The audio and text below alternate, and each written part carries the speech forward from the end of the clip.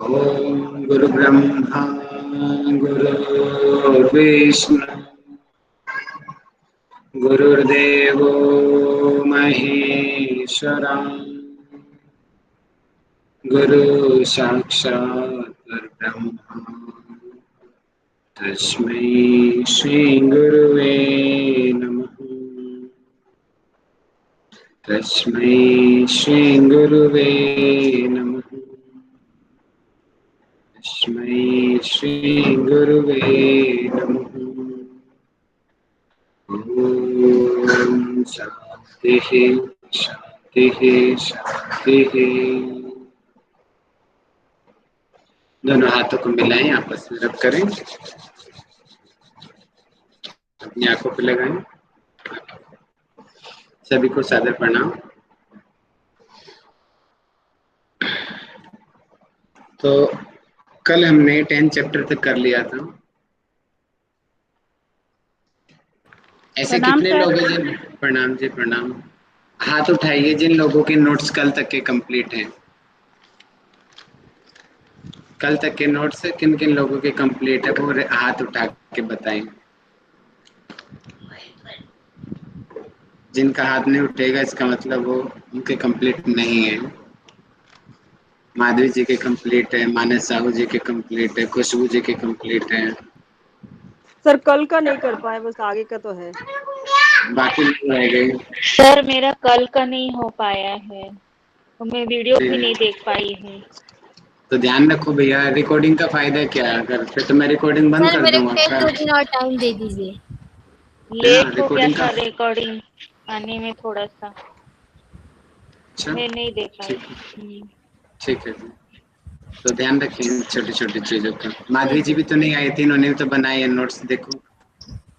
हाँ वो तो एक्स्ट्रा मेरी है, मेरी बहन। नहीं देखो वो क्या तो होता है ना कि बनाने वाले जिनको काम करना होता है ना वो कर जाते हैं, वो बहाने नहीं ढूंढते, सही है ना। सही सही और सही। जो बहाने बनाते हैं ना वो बनाते रहते हैं बहाने। तो ध्यान रखो छोटा सा इन चीजों का। चलिए, तो कल हमने पढ़ा था विभूति पढ़ी थी। तो आप में से कौन मुझे विभूतियाँ कुछ 10-15 जो विभूतियाँ याद होंगी सर कोई मैं बता बताऊं सकता है? मैं जी बताऊं सर। माधवी जी बताएंगे। जी बताओ माधवी जी। सर कृष्ण जी जो है अर्जुन को बोलते हैं, अर्जुन बोलते हैं ना मैं आपकी विभूतियां कैसे मैं याद रखूं। तो वो बोलता है कि मैं भूतों को उत्पन्न करने वाला हूँ, भूतों के ईश्वर, देवों के देव हूँ, स्वामी की जगत हूँ। और दिव्य विभूतियों को आप कैसे याद रखें, उसको अभी मैं आपको विस्तार से बताता हूँ। तो ये कहते हैं कि मैं अदिति के 12वें पुत्रों में विष्णु और ज्योति में किरणों वाला सूर्य हूँ। 49वें वायु देवताओं में नक्षत्रों का आधिपत्य चंद्रमा हूँ। वेदों में सामवेद, देवों में इंद्र हूँ और इंद्रियों में मन हूँ। 11 में शंकर हूँ, यक्ष में राक्षसों में धन का स्वामी कुबेर हूँ और वसुओं में अग्नि हूँ और शिखर वाले पर्वतों में सुमेरु पर्वत हूँ। पुरोहितों में मुखिया बृहस्पति मुझको जान ले। मैं महर्षियों में भृगु और शब्दों में एक अक्षर अर्थात एक ओंकार ओम हूँ। सब प्रकार के यज्ञ जप में स्थिर रहने वाला हिमालय पहाड़ हूँ। वृक्षों में पीपल हूँ। देवर्षियों में मुनि में सर्वश्रेष्ठ मुनि कपिल मुनि कहा जाता है और उन कपिल मुनि मैं ही हूँ। शास्त्रों में वज्र हूँ, गौओं में कामधेनु हूँ और सर्पों में सर्प राजा वासुकी हूँ। शेषों में नागों में शेषनाग हूँ, वरुण देवता हूँ और पितरों में आर्यमा नामक पितर हूँ। शासन करने वालों में यमराज भी मैं ही हूँ। दैत्यों में प्रहलाद, गणना करने वाले समय हूँ। पशुओं में मृगराज सिंह हूँ और पक्षियों में गरुड़ हूँ। मछलियों में मगरमच्छ श्रेष्ठ है, वो मगरमच्छ मैं ठीक ही है हूँ। माधवी जी, बहुत अच्छा बता रहे हो। अब एक निष्कर्ष में आप ओवरऑल क्या बताओगे? एक लाइन में बताओ। क्या है? ओवरऑल ये है कि हर जगह ईश्वर कृष्ण कहते हैं, हे अर्जुन, आपके हर एक श्वास में, हर एक मन में, हर जगह मैं ही विद्यमान हूँ। इस संसार को चलाने वाला, इनका पालन करने वाला और इनको घुमाने वाला भी मैं ही हूँ। बहुत बढ़िया, बहुत बढ़िया। और देखिए, वैसे तो बताया कि कण कण में है भगवान का वास, फिर भी कुछ चीज विशेष में बताया कि उसमें विशेष मैं हूँ, अर्थात हर वो चीज श्रेष्ठता, जो श्रेष्ठता है जहाँ पे, वहां पे वो चीज भगवान वहां पे अपना खुद का नाम लेते हैं। इसका मतलब ये नहीं है कि जो और चीज रहेगी उनमें नहीं है, उनमें भी है, लेकिन भगवान का यहाँ पे विभूति जो कही गई है, सिद्धियां जो कही गई है, हमेशा श्रेष्ठता को लिया जाता है। जैसे कि अगर मैं आप लोगों से, चलो मैं आप लोगों का तो मुझे नहीं पता, अगर मैं अपनी बात करता हूँ तो मैं क्या कहूँगा? तो मैं ये कहूँगा कि JRF क्वालिफाइड है, यूनिवर्सिटी गोल्ड मेडलिस्ट है। यानी कि मैं अपने क्या करूँगा ना, अपनी बेस्ट से बेस्ट बताऊंगा कि मैंने ये किया है, मैंने ये किया है। इसी प्रकार जो यहाँ पे विभूति पाद में जो है, कृष्ण जी कह रहे हैं कि बेस्ट से बेस्ट बताने की कोशिश की जा रही है कि पेड़ तो बहुत हैं, नीम का पेड़ भी है, बरगद का पेड़ भी है, आम का पेड़ भी, पेड़ तो बहुत है, लेकिन उनमें भी श्रेष्ठ पीपल है। पक्षी तो बहुत हैं, चिड़िया है, कौवा है, तोता है, मैना है, उनमें भी श्रेष्ठ गरुड़ है। मतलब कि श्रेष्ठता को लिया गया है हर चीज में। पर पहाड़ तो बहुत हैं, हिमालय जैसा कोई पहाड़ नहीं है, तो वो पहाड़ वो श्रेष्ठ है। ठीक है, इस तरीके से यहाँ पे अपनी विभूतियों को बताया गया है। ये वेरी वेरी इंपॉर्टेंट क्वेश्चन है, ये 10 नंबर का क्वेश्चन यहाँ से बनेगा। ये करीबन 50 विभूतियां दी हुई हैं, लगभग 50 से ज्यादा हैं। आपको कम से कम 15 से 20 विभूति याद होनी चाहिए। ठीक है, लिख लिख के इन चीजों को याद कर लो, कि पेपर में आएगा ही आएगा। विभूति और जो विराट स्वरूप, जो मैं भी आज पढ़ाने वाला हूँ, विराट स्वरूप जो है तो उसके बारे में विभूतियों को एक्सप्लेन भी करेंगे क्या श्लोक के साथ जब पेपर थोड़ा में थोड़ा आएगा तो? एक्सप्लेन करेंगे, थोड़ा थोड़ा एक्सप्लेन करेंगे। कुछ विभूतियों के पॉइंट्स में लिख दो आप, और बाद में जो मैंने भी निष्कर्ष बताया कि श्रेष्ठता है, सर्वज्ञ है, सर्वज्ञाता है, वो आपकी बुद्धि के ऊपर है, आप कितना आपकी बुद्धि काम करती है। ठीक है प्रेरणा जी, ओके जी।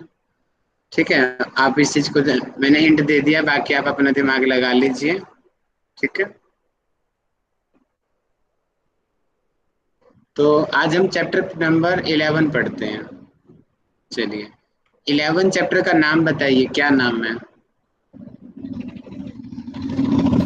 विराट रूप। हाँ जी, विराट रूप सर। हाँ ज्योति पांडे बताइए। विराट रूप सर, विराट रूप। जी, विराट रूप से आप क्या समझते हो? सर इसमें भगवान अपने पूरे रूप को दिखाए हैं अर्जुन जी को, और अर्जुन जी जब उनका विराट रूप देखे तो उनका मोह फिर भंग हो गया। बहुत बढ़िया। अच्छा, अर्जुन के मन में ऐसी कामना कैसे हुई कि उनका विराट रूप देखे? ऐसा क्या किया था भगवान ने कि जिससे उनके मन में कामना पैदा हुई? सर वो विचलित हो गए थे, मतलब ये युद्ध मैं नहीं कर पाऊंगा, ये सब मेरे अपने हैं, तो उनका अर्जुन को मोह। कैसे पता चला कि वो भगवान ही है, सर ये उनका कोई मुझे नहीं विराट मालूम। रूप भी है? एनीवन बताओ। सर जब उन्होंने अपनी व्याख्या दी, तब उनको अर्जुन ने इसी उसमें चैप्टर में जैसे विराट के उससे पहले बोला कि हाँ ईश्वर, आप अब मेरा मोह भंग हो गया है, लेकिन अब मैं उस वास्तविक रूप में, आप जिस रूप में हैं, क्योंकि आप आदि अनंत है, इसलिए अब आप वास्तविक रूप मुझे दिखाइए। मुझे पता है कि आप सर्वत्र सर्ववाद सर्वत्र विद्यमान है। अब मेरा मोह भंग हो गया है, लेकिन उनकी इच्छा प्रकट हुई कि मैं उस रूप को देखूं जो कि वास्तव में इन सभी चीजों को पकड़े हुए है। इसकी आपने व्याख्या शाब्दिक रूप से किया है, अब मुझे सांकेतिक रूप में भी और प्रत्यक्ष रूप में आपको देखना है। तो जब कृष्ण जी ने बोला कि अब आप इस शरीर में और इस चक्षु से ऐसा नहीं देख सकते हैं, तब उनको दिव्य चक्षु दिए गए, और संजय उधर से धृतराष्ट्र जी को बोल रहे थे, इस तरह से ईश्वर अपने विराट रूप में, मतलब कामना उनकी, मतलब वो ज्ञान उनको मिल गया था, लेकिन वो उसकी चेष्टा हुई कि मैं इस प्रत्यक्ष रूप में आपको देखूं, ताकि मैं कर्म के लिए अग्रसर हूँ और मैं जीव को मार ठीक है, वही जब काफी उनकी अच्छा बताया। अज्ञानता थोड़ा और अज्ञान अच्छा बताया जा सकता है, थोड़ा सा बहुत अच्छा बताया आपने, थोड़ा और इससे बेहतरीन, क्योंकि हमेशा ध्यान रखिए जो चीजें चलती है ना सीक्वेंस बेस पे चलती है। इससे पहले वाले सर मैं चैप्टर में जो बोलूं, बताया मैं गया मतलब बोलूं, कि आगे उससे सर मैं संबंध है। बोलूं, मैं हाँ, बोलूं, विभूति दिखाया तो जी उन्होंने सर विभूति मैं में बोलूं, जो बताया सर, तो उन्होंने जी जैसे जैसे उन्होंने बताया कि जो सर मैं प्रत्यक्ष बताऊं रूप क्या? में, प्रत्यक्ष रूप में जैसे आप इस चराचर जगत में जिस चीज को देखते हैं उसमें से सर जो मैं बोलूं, सर्वश्रेष्ठ है वो, जी जी, रुक और जाओ रुक जो जाओ रुक जाओ। बाकी लोक में दिख रहे हैं उसमें जो सर्वत्र है सर्वश्रेष्ठ है। जैसे रुद्रों में इंद्र, जो आपके इस चराचर जगत में नहीं है, उसमें भी मैं हूँ, और जो गुप्त ज्ञान है उसमें जो सर्वत्र बहुत सर्वभान बढ़िया बहुत बढ़िया वो बहुत है, बढ़िया। वो अब भी। बाकी का आंसर मैं, आपने बहुत अच्छा बताया, जो मैं पॉइंट सुनना चाह रहा था आपने पकड़ लिया। अब मैं इसी पॉइंट को भारती जी से सुनना चाहता हूँ। सर वो अर्जुन को पहले साधक होने के लिए बोलते हैं ना, तो कृष्ण जी पहले बोलते हैं कि पहले तुम सन्यासी बनो या एक योगी बन जाओ। जब अपनी पूरी इंद्रियों को अपने में संकुचा कर रख ले, बाहरी किसी चीज को ना दे पाए, जब वो पूरी तरीके से भक्त हो जाएंगे, उसके बाद ही वो उसको परमात्मा मिल सकता है, जब वो परम ज्ञानी हो जाएंगे। जब वो आत्म तत्व को पूरा अपने में समेट लेते हैं, अंतःकरण उनके मन की पूरी विशुद्धि हट जाती है, उसके बाद श्री कृष्ण ने उनको ध्यान के बारे में बताया है, और उसके बाद उन्होंने अपना विराट स्वरूप दिखाया है। देखिए अब सुनिए, ममता जी ने बहुत अच्छा बताया, भारती जी ने भी कोशिश अच्छी किया बताने की। देखिए एक सीक्वेंस में चलिए, हम क्या चल रहे हैं। पहले चैप्टर में अर्जुन मोह से ग्रसित होता है, दूसरे चैप्टर में वो आत्मा का ज्ञान देते हैं, स्थित प्रज्ञा के बारे में बताते हैं, योग की डेफिनेशंस बताते हैं। थर्ड चैप्टर में कर्म योग के बारे में बताते हैं, फिर आगे संन्यास योग के बारे में बताते हैं, फिर आगे धीरे धीरे आगे बढ़ते हैं, तो फिर छठे चैप्टर में वो, फोर्थ चैप्टर में प्राणायाम के बारे में बताया गया, फिफ्थ चैप्टर में ध्यान के बारे में बताया गया, ओमकार के बारे में बताया गया है, भक्ति के बारे में बताया गया, कितने प्रकार के भक्त होते हैं। अब आगे 10वें चैप्टर में क्या कहा जा रहा है कि ये मैं कर सकता हूँ। अब जो कोई आदमी कहेगा कि हाँ आप ये कर सकते हो, तो हम प्रमाण भी मांगेंगे एक तरीके से, क्योंकि एक इच्छा भी होगी। भैया मैं कहूंगा कि मैं आकाश में उड़ सकता हूँ, तो आपकी स्वाभाविक इच्छा होगी कि सर एक बार उड़ के दिखा दो, होगी ना इच्छा। ऐसे तो कोई नहीं मानेगा ना, आप बोल दोगे कि हाँ सर पे हमारा विश्वास है कि सर झूठ नहीं बोलेंगे, लेकिन फिर भी आपकी इच्छा रहेगी सर एक बार दिखा दो हमें भी कैसे उड़ते हैं आकाश में। तो ऐसे ही अर्जुन की भी इच्छा हुई कि कृष्ण जी आप मेरे सखा हो, और आप मेरे, मैं आपका भक्त भी हूँ। आपने बताया, मैंने मान लिया कि आप हिमालय पर्वत हो, आप वृक्ष हो, आप पीपल हो, आप सर्वश्रेष्ठ हो। अब हाँ मैंने मान लिया, मैं आपके भक्ति करता हूँ, आपने जो कहा बिल्कुल सही है, और मेरा मोह भी दूर हो गया। अब मुझे अपने वास्तविक स्वरूप को दिखा दीजिए। इस तरीके से अर्जुन के मन में इस तरीके से क्वेश्चन आए। अब आगे कृष्ण जी उसका कैसे आंसर देते हैं 11 चैप्टर में बताया गया इसी के बारे में। जैसे कि आप पहले के चैप्टर में अभी, क्योंकि उन्होंने विभूतियां बताई थी, जो अभी माधवी जी ने कितने अच्छे से बताई, कि कह रहे हैं कि मेरा ज्ञान तो नष्ट हो गया है, अब मेरी इच्छा है कि मैं आपकी जो महिमा है, अविनाशी जो महिमा है, उसको मैं अच्छे से जान लूं, और आपके जो वास्तविक जो स्वरूप है मैं उसको देख सकूं। तो आप श्लोक संख्या 4 में अच्छे से बताया गया है, ये रहा श्लोक संख्या 4 में कही गई है कि हे यहाँ पे, अब यहाँ पे क्योंकि पहले तो ध्यान दीजिए, पहले तो सखा शब्द यूज किया जा रहा था, केशव शब्द यूज किया जा रहा था, अब प्रभु शब्द आ गया, क्योंकि अब उनको पता चलने लग गया हाँ ये सखा करके मैं बहुत बड़ी गलती कर रहा हूँ, ये तो भगवान है। तो अब यहाँ पे प्रभु के शब्द से उसको संबोधित किया जाने लग गया कि हाँ अब आप मुझे अपने अविनाशी, अविनाशी का मतलब एक तो होता है नाशी, जिसका नाश हो जाए, जैसे हमारा शरीर है उसका नाश होना है, और अविनाशी का मतलब कि जिसका नाश ही ना हो, जो पहले था आज है और आगे भी रहेगा, उसका कभी नाश नहीं हो सकता, जो सदैव नित्य है। ऐसे स्वरूप को मुझे दिखाई अपने।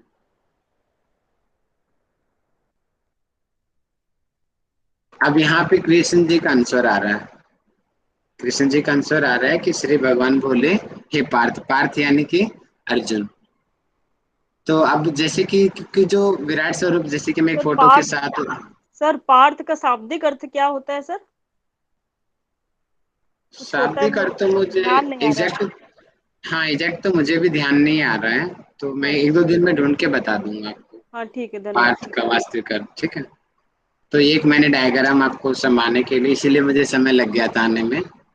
तो जैसे कि आपको डायग्राम में एक दिखाने की कोशिश की जा रही है यहाँ पर कि वैसे तो एक पिक्चर में समेटा गया है, लेकिन एक्चुअलिटी में इसकी ऐसा इनका स्वरूप है कि इनको समेटा ही नहीं जा सकता। जैसे दूसरी पिक्चर में दिखाता हूँ आपको, ये नहीं, दूसरी, ये वाली, इससे शायद आपका और डाउट क्लियर होएगा कि स्वरूप ऐसा है कि जितनी पृथ्वी है, जितना आकाश है, वो ही छोटा पड़ गया।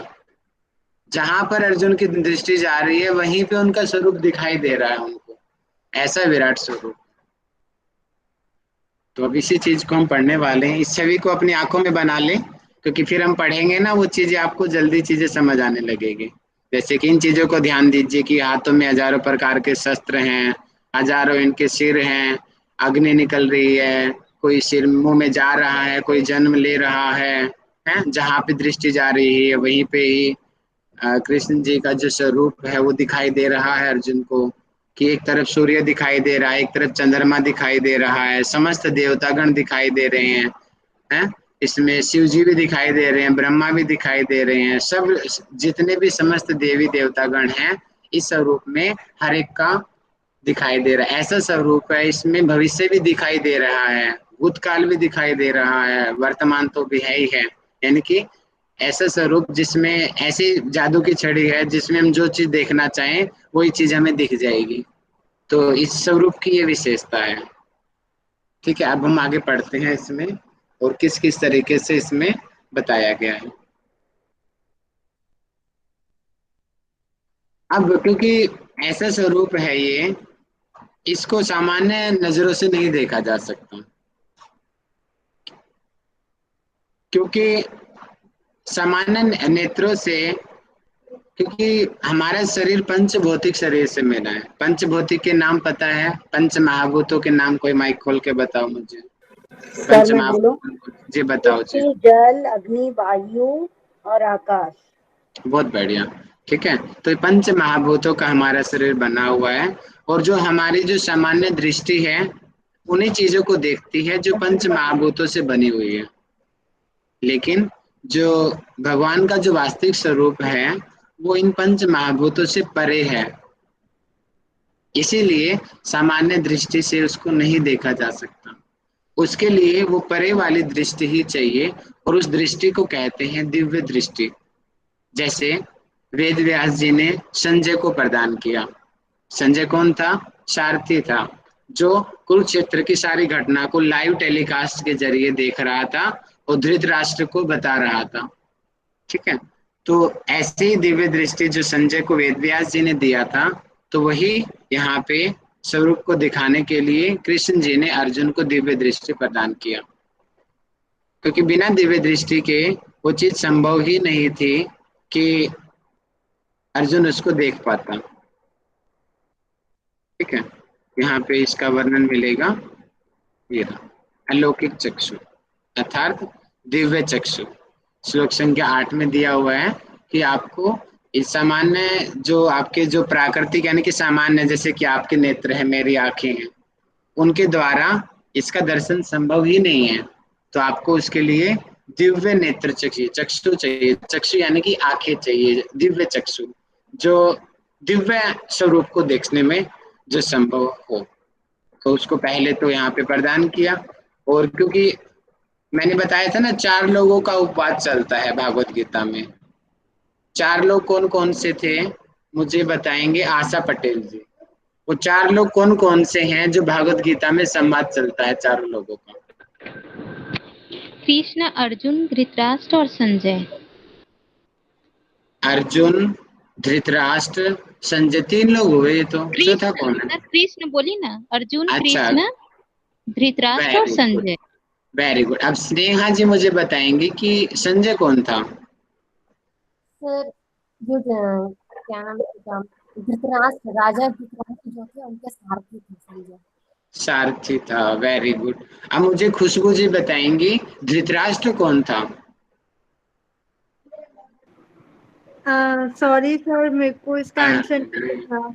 इतना सिंपल पर्सन नहीं पता आपको? प्रिया जी, प्रिया जी बताएंगी धृतराष्ट्र कौन था, क्योंकि आपको यही नहीं पता होगा तो आगे क्या समझ आएगा? कौरव के पिताजी। कौरवों के पिताजी। अच्छा, उसकी विशेषता क्या थी प्रिया जी बताएंगी? वो धृतराष्ट्र देख की नहीं क्या सकते विशेषता थे, थी? वो देख नहीं हम्म, सकते थे, आंखों से अंधे थे, इसीलिए उन्हें संजय सारा बताता था, क्योंकि लाइव टेलीकास्ट जो बताते जाते थे वो देख नहीं सकते थे, तो इसलिए संजय बहुत उन्हें सब बढ़िया। बताते। धृतराष्ट्र के कितने पुत्र थे प्रिया जी? 2 पुत्र। बहुत बढ़िया। सबसे बड़े पुत्र का क्या नाम था दुर्योधन। और उससे छोटे का? जो एक वो दुर्योधन और दुशासन। Very good. दुशासन ने क्या किया था? जो चीरहरण करने के लिए उनको पकड़ के लाए वेरी थे गुड, द्रौपदी जी को, वही पकड़ के वहां बहुत से बढ़िया। लेके। आपको स्टोरी जब तक ही है, जब तक आपको नाम ही नहीं पता होंगे तो आप एक्सप्लेन करोगे? ठीक है, बहुत अच्छा लगा आप लोगों ने बताया। कम से कम इतनी नॉलेज तो मैं समझता हूँ कि आप लोगों को होनी चाहिए कि कौन धृतराष्ट्र है, कौन पांडु है, कौन अर्जुन है, कौन युधिष्ठिर है, कौन दुशासन है, कौन वेद व्यास है। वेद व्यास कौन बताएगा मुझे? वेद व्यास जी कौन थे? वेद व्यास जी ने ही ये जो राम अपनी लिखी है, गीता जी लिखी है, वो वेद व्यास जी ने लिखी है। बहुत बढ़िया, बहुत अच्छा बताया। हाँ, स्नेहा जी कुछ कह रही है? वेद व्यास जी सर, महाभारत उन्हीं ने लिखी है। सर वेद व्यास को तो धृतराष्ट्र और पांडु दोनों का, यानी कि वो नहीं हो सकते थे, तो ऊर्जा स्रवित पिता भी कहा जाता है, क्योंकि उन्हीं के और ऊर्जा से। वास्तविक रूप से हाँ सर ओम सर। हाँ जी जी बोलिए। दोनों मतलब पांडु और वो भागवत गीता लिखा है इन्होंने। दोनों, हाँ वो तो लिखा ही है। उनको गुरु भी मतलब गुरु ही बोला जाता है, ईश्वर गुरु। और वो गुरु भी हैं और हाँ, वो गुरु उनके पूर्णिमा परिवार के व्यास सदस्य भी पूर्णिमा हैं। भी इसीलिए, हाँ व्यास उनके मुझे पूर्णिमा। एग्जैक्ट तो मुझे नहीं याद आ रहा है, वो उनके परिवार के सदस्य हैं, दादा उदा कुछ लगते हैं वो उनके। हाँ हाँ दादा है, मतलब धृतराष्ट्र और उनके पिता हैं, प्रत्यक्ष नहीं अप्रत्यक्ष है, मतलब कि ऊर्जा से उत्पन्न हुए, जो धृतराष्ट्र की माता है और पांडु की माता है, तो वेदव्यास के ऊर्जा से वो हुए। तो वेदव्यास इतने ज्यादा प्रभावशाली थे कि पांडु की माता घबरा गई, और इसीलिए पांडु थोड़े से वीक जन्म लिया उन्होंने। और धृतराष्ट्र की माता ने वेदव्यास जब सामने आए तो उन्होंने आंखें बंद कर ली, तो इसीलिए धृतराष्ट्र को जन्म के समय उनको आंख प्रदान नहीं हुआ। बहुत तो बढ़िया, बहुत बढ़िया। अब एक क्वेश्चन मैं महाभारत। पूछता हूँ, आप मुझे बताएंगे कि धृतराष्ट्र हो गया, पांडु हो गया, इसके अलावा इनका एक भाई और था, उसका क्या नाम था? कर्ण। कर्ण विदुर। कर्ण। नहीं कर्ण तो अर्जुन विदुर सर। विदुर सर, विदुर दासी पुत्र थे वो। विदुर वो दासी पुत्र थे। दासी पुत्र थे। हाँ वेरी गुड। इन तीनों पे जो ममताज मैम ने अभी बताया, यही स्टोरी है वो। एग्जैक्ट तो कुछ जैसे कि वेद व्यास जी की दृष्टि पड़ती है, तो हाँ। जैसे कि जो सर ये जो क्लियर नहीं हुआ पांडु की सर, जो माँ ममता है वो जी उसको आराम से ग्रहण कर लेती है, और कुछ उसको नहीं, दुर्बलता रहती है। सर पितामह देखिए, पितामह ममता जी जो एक मिनट, ममता जी आप जो बता रही बहुत आपकी अच्छा आज्ञा है, हो एक बार तो फिर मैं से बताइए। बोलूं, नहीं तो शांत हो जाइए। मैं थोड़ा सा वैसे आपको हिंट देना चाह रहा हूँ, इस लेवल से संबंधित नहीं है। हाँ इसीलिए मैं खाली बोल रही आपको हूँ। ठीक पता है। होना चाहिए फीडबैक पीछे है क्या है, इतना ज्यादा भी गहराई में जाने की आवश्यकता नहीं है, मैं बस इसलिए पता होना आपसे चाहिए कि हाँ बोल रही वेद व्यास जी उनसे संबंधित हैं। हूँ। ठीक है, बस। हाँ चलिए अब हम वापस आते हैं अपने ममता जी विराट आप मुझे स्वरूप। बाद में बता दीजिएगा। ठीक है, हाँ मैम। हाँ अब यहाँ पे देखिए स्पष्ट लिखा हुआ है कि अब वो विराट, जैसे कि उसको दिव्य दृष्टि प्राप्त हुई है, तो देख रहे हैं कि उनके अनेकों मुख हैं, अनेकों उसकी आंखें हैं, अनेकों हर जगह से उनको देखा जा सकता है, अनेकों आभूषणों से वो सुशोभित हैं, अनेकों शस्त्रों हैं, अनेकों हाथों में उठाए हुए हैं, अनेकों मालाएं पहने हुए हैं, वस्त्र धारण किए हुए हैं, अनेक दिव्य दिव्य गंध धारण किए हुए हैं, शरीर पे अलग अलग प्रकार के लेप, और सीमा रहित, मतलब कि उनकी कोई सीमा ही नहीं है। जैसे कि हम आकाश की बोलते हैं ना, आकाश की कोई सीमा नहीं है, अंतरिक्ष की कोई सीमा नहीं है, समुद्र की कोई सीमा नहीं है। तो इस प्रकार ये सीमा रहित हैं, उनका विराट स्वरूप की विशेषता है। ठीक है। और अब एक दृष्टि से यहाँ पे देखा जाएगा कि अर्जुन, अभी क्या होगा कि अर्जुन पहले तो देखता है कि उसी के अंदर उनको ब्रह्मा जी भी दिखाई दे रहे हैं, महादेव का भी वास उसी में ही स्वरूप में दिखाई दे रहा है, जितने भी ऋषि महात्मा रहे हैं, जितने भी सर्प आदि रहे हैं, जितने देवी देवता रहे हैं, सबका वास उनको उसी विराट स्वरूप में ही मिल जाता है। समस्त भूत भी मिल जाते हैं, समस्त देवी देवता भी मिल जाते हैं, यानी कि जो भी चीज देखना चाहें, जैसे हमारा गूगल बाबा है ना, गूगल गुरु सबका गुरु, गूगल में जो चीज डालोगे वो आ जाएगा, आज का गुरु वही है। इसी प्रकार ये गूगल गुरु था वहां का, अर्जुन जो भी देखना चाहे वही उसको वहां पे दिख जाए। ठीक है, इस ऐसे स्वरूप, और गूगल गुरु के पास तो थोड़ी लिमिटेड नॉलेज है, लेकिन ये जो स्वरूप था ये अनलिमिटेड है, इसकी कोई लिमिट नहीं थी, ऐसा स्वरूप है ये। इसके अनेकों भुजाएं हैं, अनेकों पेट हैं, अनेकों मुख हैं, अनेकों इनकी आंखें हैं, सब ओर से अनंत रूप वाला है, विश्व रूप अर्थात पूरे विश्व में, विश्व को धारण किया हुआ ऐसा रूप है। इसका कोई आदि नहीं है, न मध्य है, मतलब कि पता ही नहीं चलता। जैसे इस पिक्चर में आपको दिखाई दे रहा है ना, पता ही नहीं चल रहा है कि कहाँ से ये शुरू हो रहा है और कहाँ से अंत हो रहा है। अर्जुन खुद कंफ्यूज हो गया कि कहाँ से मैं देखूं, आपकी स्टार्टिंग कहाँ से, आपकी एंडिंग कहाँ से है, कुछ पता नहीं चल रहा। ऐसा दिव्य स्वरूप है। एक मुख से अग्नि आ रही है, एक मुख से पानी आ रहा है, एक मुख से आंधी आ रही है, एक में लोग मर रहे हैं, मर के जा रहे हैं, और दूसरे से नए नए शिशु जन्म ले रहे हैं। यानी कि पूरी सृष्टि जो है इस दिव्य स्वरूप में समाई हुई है, ऐसा दिव्य स्वरूप। ठीक है, यानी कि अनेकों प्रकार के मुक्त है, गदा है, ये आप अपने आप पढ़ लेंगे। ठीक है, बहुत आसान भाषा में बताया गया है, जब इन चीजों को जब हम पढ़ेंगे तो। और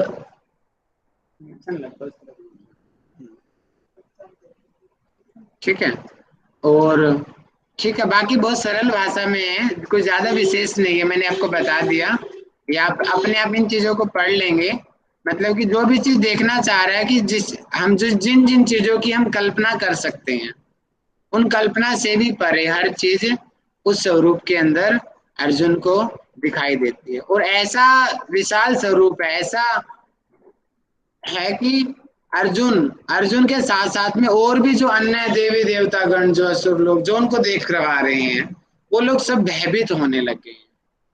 शुरू में तो अर्जुन प्रसन्न हुआ दिव्य स्वरूप देख के कि ऐसा दिव्य स्वरूप है कि मुझे देखना है, मैं आपके देखना चाहता हूँ कि आपकी क्या आप कर सकते हो। और जब उन्होंने अपना स्वरूप दिखाया, और बाद में जब ऐसा स्वरूप आप कल्पना करो, अगर आपके सामने ऐसा स्वरूप आएगा तो भैया भय तो लगेगा ही। तो अर्जुन भी सामान्य ऐसा ही प्राणी था, हमसे तो श्रेष्ठ ही था, लेकिन था तो मनुष्य ही। अब वो भी कांपने लग गया, भैया जहां देखूं वहीं मेरे को ये बड़े बड़े स्वरूप दिखाई देने लग जाए, कहीं आग दिख रही है, कहीं पहाड़ दिख रहे हैं। यानी कि अर्जुन कांपने लग गया। और अर्जुन के साथ साथ में और भी जो लोग देख रहे थे, जैसे और लोग कौन कौन देख रहे थे, संजय था, और अन्य देवी देवतागण भी देख रहे थे आकाश मार्ग से, सब लोग कांपने लग गए थे। ऐसा स्वरूप था, ऐसा प्रलयकालीन स्वरूप था। ठीक है, संजय देख पा रहे थे? हाँ, संजय को दिव्य दृष्टि प्राप्त थी, वो स्पष्ट बताता है। देखिए, अच्छा, अर्जुन संजय का उपवास भी मिलेगा यहाँ पे, मैं दिखा दूंगा आपको। संजय देख रहा है, स्पष्ट लाइव टेलीकास्ट देख रहा है। संजय हर चीज को पता है, संजय को। सर ठीक है जी सर हाँ जी, हाँ जी। संजय का दिव्य दृष्टि था, वो पूरा धृतराज को पूरा महाभारत बताया उन्होंने। ये रहा, ये आ गया आपकी डाउट। देखो ये रहा संजय उपवाच, इसका मतलब समझे, संजय ने बोला। संजय कब बोलेगा? जब उसको कुछ दिखेगा तभी तो बोलेगा ना। नहीं, जैसे वो मैं मतलब हम इसमें लिखा हुआ है ना सर, जैसे वो ऊर्जा स्वरूप देख रहे थे।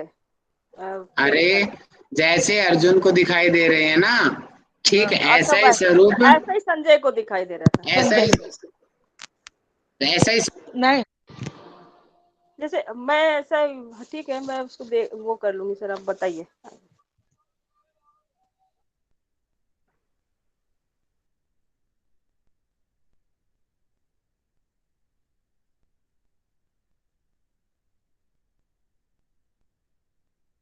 ठीक है। तो अपने ये मन से दुविधा निकाल दीजिए। जो सारा स्वरूप संजय और अर्जुन दोनों बराबर देख रहे थे, और इनके अलावा भी बहुत सारे लोग थे जो इनको देख रहे थे। एक वो था ना जो घटोत्कच का पुत्र था, उसका नाम बताओ, कौन, क्या नाम था घटोत्कच के पुत्र का? शिखंडी का। बारबरिक। हाँ, वीर वीर बारबरिक, वो भी देख रहा था, पहाड़ पे बैठा हुआ देख रहा था। और आकाश में देवी देवतागण थे, वो भी देख रहे थे। बहुत सारे लोग थे जो देख रहे थे उस स्वरूप को। तो जो जो देख रहा था सब कांपने लग गए थे, ऐसा स्वरूप था वो। ठीक है।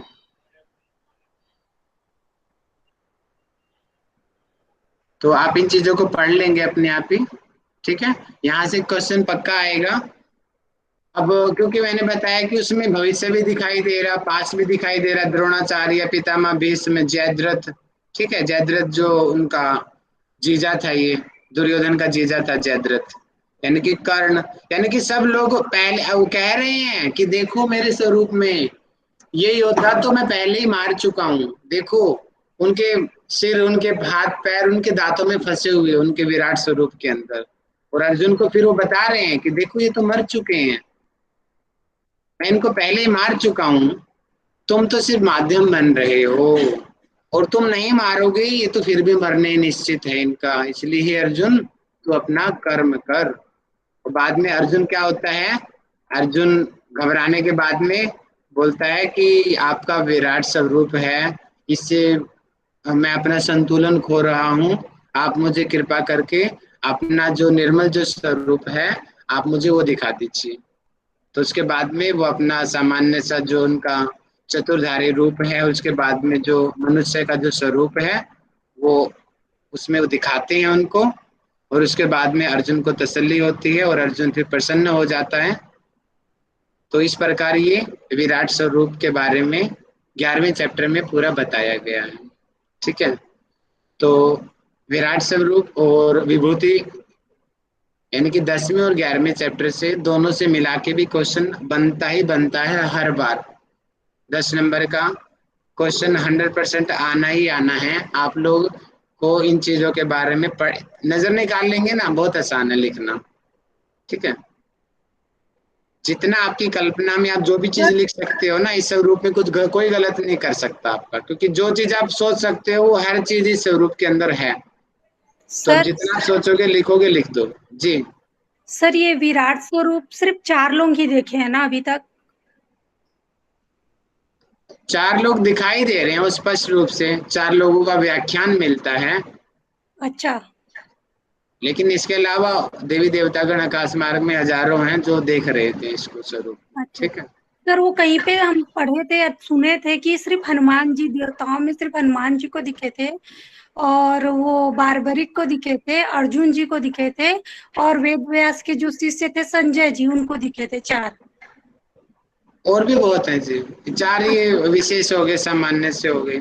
अब 4 आपने बताया, अर्जुन कहाँ गया, तो 5 हो गए। नहीं, अर्जुन को लेके 4 सर, अर्जुन को लेके 4 बोले। ठीक है, अर्जुन के तो साथ 4। ठीक है, और भी जो सिद्ध पुरुष रहे होंगे, ऐसी बात नहीं है कि सिर्फ वेद व्यास जी के पास ही दिव्य दृष्टि थी, और भी जो सिद्ध गण रहे होंगे जिनके पास में दिव्य दृष्टि थी उन्होंने भी देखा होगा, है ना जी। मेघा जी बताइए। तो वास्तव कृष्ण को भी दिखे ना जी, कृष्ण भगवान जो कृष्ण को भी दिखे ना समझ नहीं आ रहा मुझे। सर, वास्तव कृष्ण को भी, जैसे बर्बरी, संजय और अर्जुन और और और ये वेद व्यास जी। हाँ, हाँ, तो वास्तु तो कृष्ण को भी दिखे। हेलो सर समझ नहीं पा रहा हूँ मैं। नहीं, जो विराट रूप देखे ना, जैसे महाभारत में वो देखे बर्बरी ने पूरा, और जी संजय को दिव्य दृष्टि प्राप्त थी, हाँ तो जो वहां पे युद्ध हो रहा था वो पूरा धृतराज को बता रहे थे ये हो रहा है ना। जी जी, वो तो मैंने बताया ही आपको। हाँ तो वासुदेव कृष्ण को भी प्राप्त था ना वो। चलो मैं आपसे लास्ट में डिस्कस करता हूँ, जी ठीक है। जी जी जी। कृष्ण चलिए ही इस तो प्रकार ये, अपना रूप दिखाए हैं मेघा जी, कृष्ण ठीक है ही कोई अपना बात रूप नहीं, कोई दिखाए बात नहीं, हैं। कोई बात नहीं, लास्ट में चर्चा करेंगे इनसे। लेकिन सर कई जगह उल्लेख है, जो मैडम बोल रही है ना, ऐसा उल्लेख है कि वो उस रूप में थे और उससे निकलता हुआ वो विराट रूप था, ऐसा उल्लेख है कि कुछ में। चलो मैं लास्ट में चर्चा करूंगा हाँ इस ठीक विषय है। में, पहले हम अपना काम पूरा कर लेते हैं, ठीक है। तो 11वां चैप्टर कंप्लीट हुआ, हम 12वें चैप्टर में आ गए। बताओ 12वें चैप्टर का नाम क्या है? भक्ति योग। भक्ति योग। भक्ति योग। अब जल्दी से मुझे मैसेज करके बताएं कितने प्रकार के भक्त होते हैं। देखता हूँ कौन पहले मैसेज 4 करेगा। माइक नहीं प्रकार के। खोलना। हाँ, माइक नहीं, मैसेज मैसेज मैसेज। सभी लोगों का पार्टिसिपेशन देखना मेरे को। ऐसा नहीं है कि दो ही लोग माइक खोल के बताए जा रहे हैं बार बार और बाकी लोग सो जा रहे हैं। चलो देखता हूँ कौन टाइप करेगा। नाम भी सर लिखो मैं जी बताऊं? चारों के। ना माइक नहीं, पहले मैसेज करो। स्नेहा जी ने कर दिया, अरुणा जी ने। नाम भी लिखो जी, चारों भक्त कौन से हैं। कौन करेगा सबसे पहले? गौरी जी ने किया है। वेरी गुड, गौरी जी ने कर दिया है। और भी करो सभी, वेरी गुड। माधवी जी ने भी कर दिया है, बहुत बढ़िया। बाकी लोग भी पार्टिसिपेट करो, कम ऑन।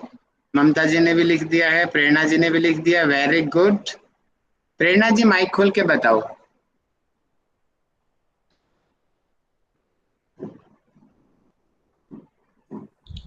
आर्थ भक्त होता है, जिज्ञासु भक्त होता है, अर्थार्थी भक्त होता है और ज्ञानी भक्त होता है। Very good. Garima Pandey ji explain करो, आर्त भक्त कौन होता है।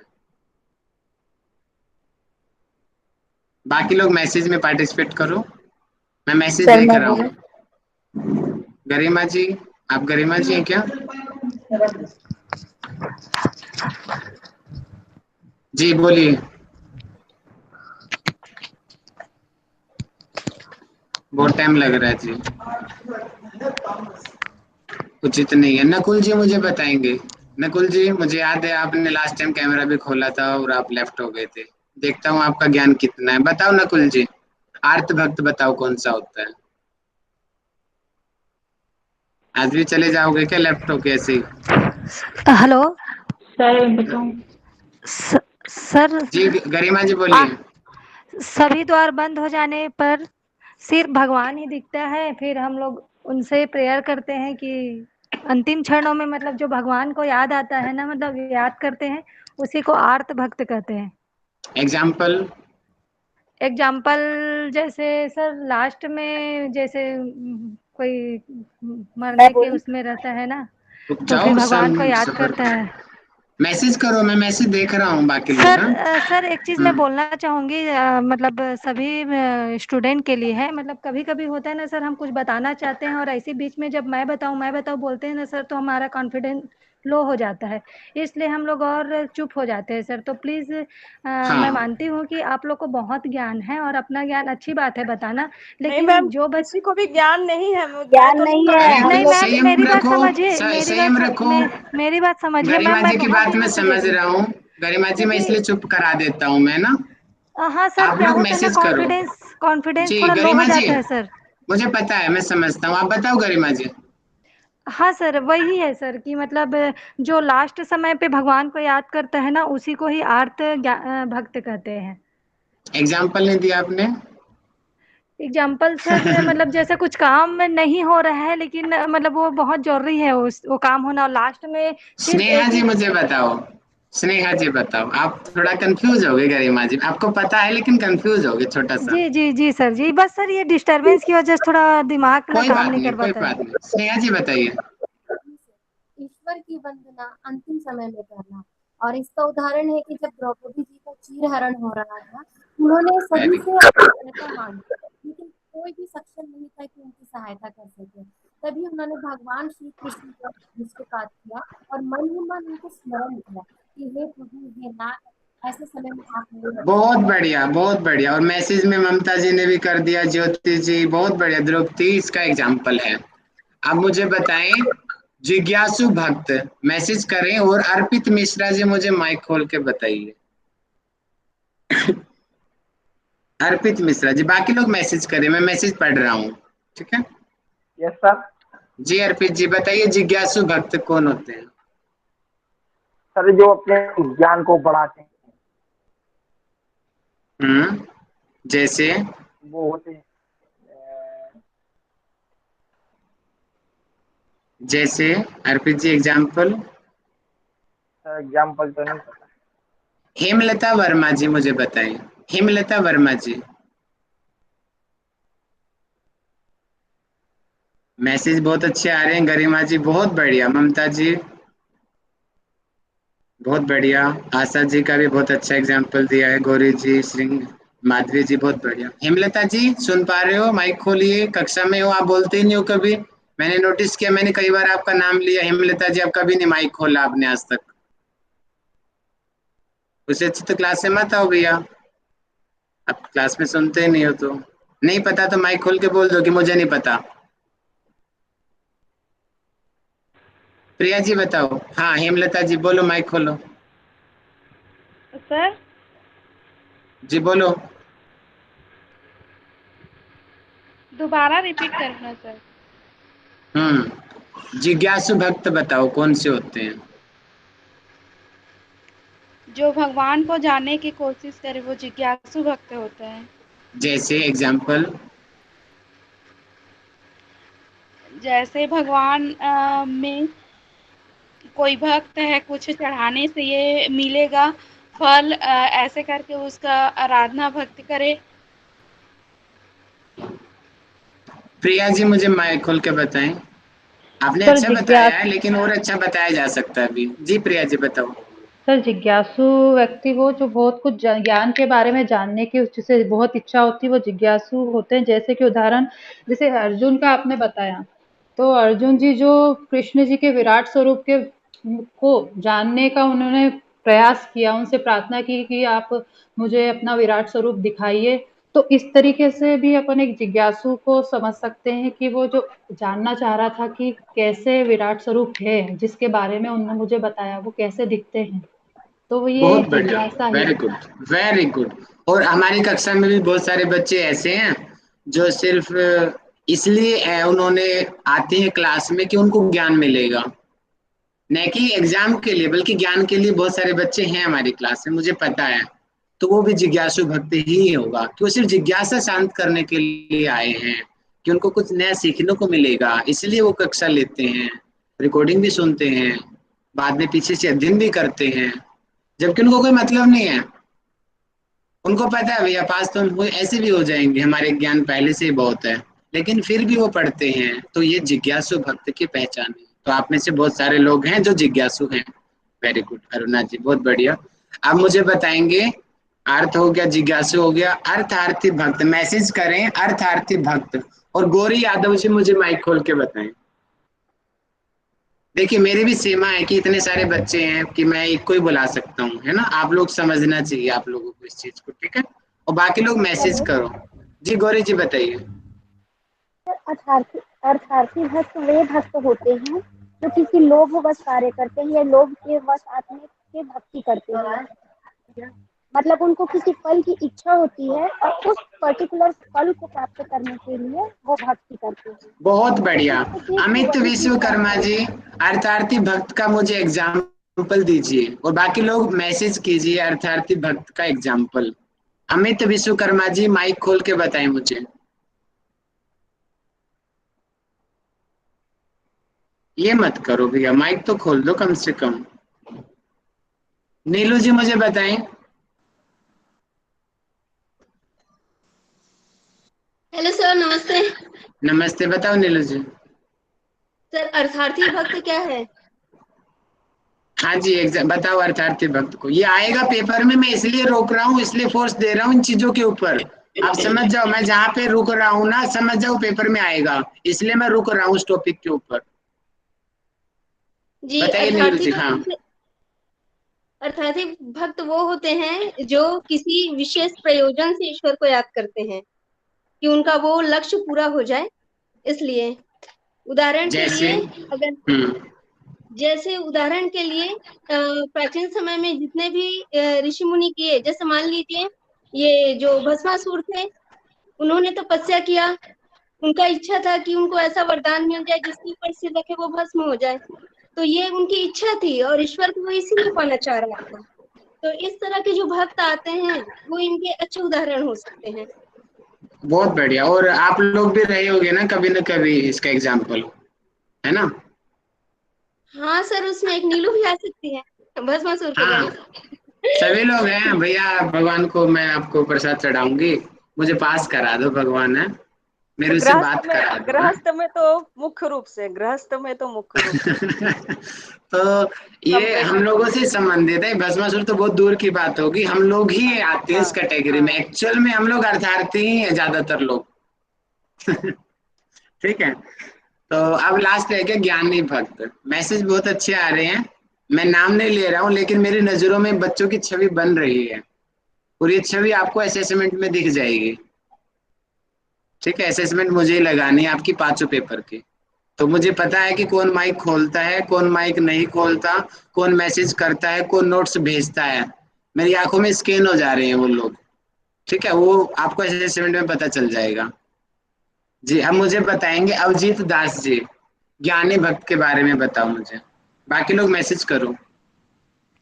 हम भगवत गीता में जो 4 भक्त है उसके अंदर ज्ञानी भक्त सर्वश्रेष्ठ माना जाता है। भगवान को हाँ, ज्ञानी भक्त की विशेषता क्या है?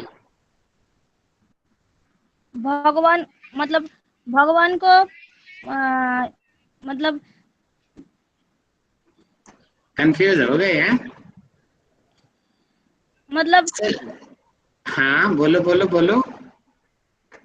वर्ड नहीं दे पा रहे हो, कोई बात नहीं। शशि किरण साहू जी मुझे बताओ, मैसेज में आ रहा है? अरे वाह, आशा पटेल जी क्या मैसेज किया है। मानस साहू जी, माधवी जी, बहुत बढ़िया बहुत बढ़िया।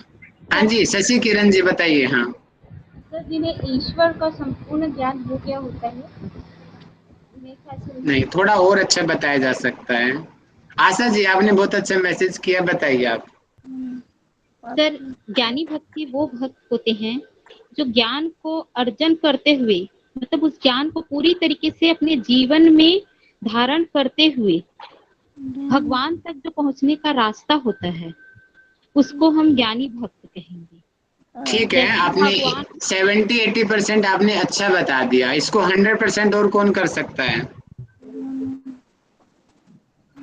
सर मैं बोलूं? जी, किरण शर्मा जी बताओ। सर, ज्ञानी भक्त तो वो होता है जो अपने कर्म को करते हुए ज्ञान तक पहुंचता है सर। Very good. थोड़ा और 10% की कमी और रहेगी, ये छोटी सी, वो कमी कौन पूरी करेगा? गिरवर राम जी बताओ।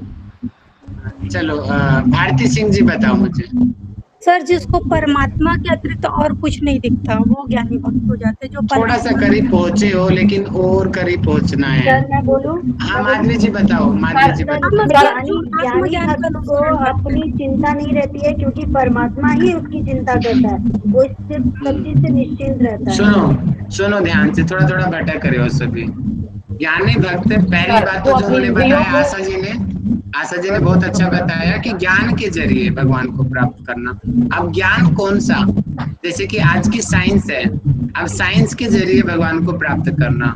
जैसे कि आज की साइंस बोलती है कि पॉजिटिविज्म की थ्योरी आती है, रिसर्च जब आप पढ़ोगे तो वहां पे 2 थ्योरी आती है, पॉजिटिविज्म एंड पोस्ट पॉजिटिविज्म की।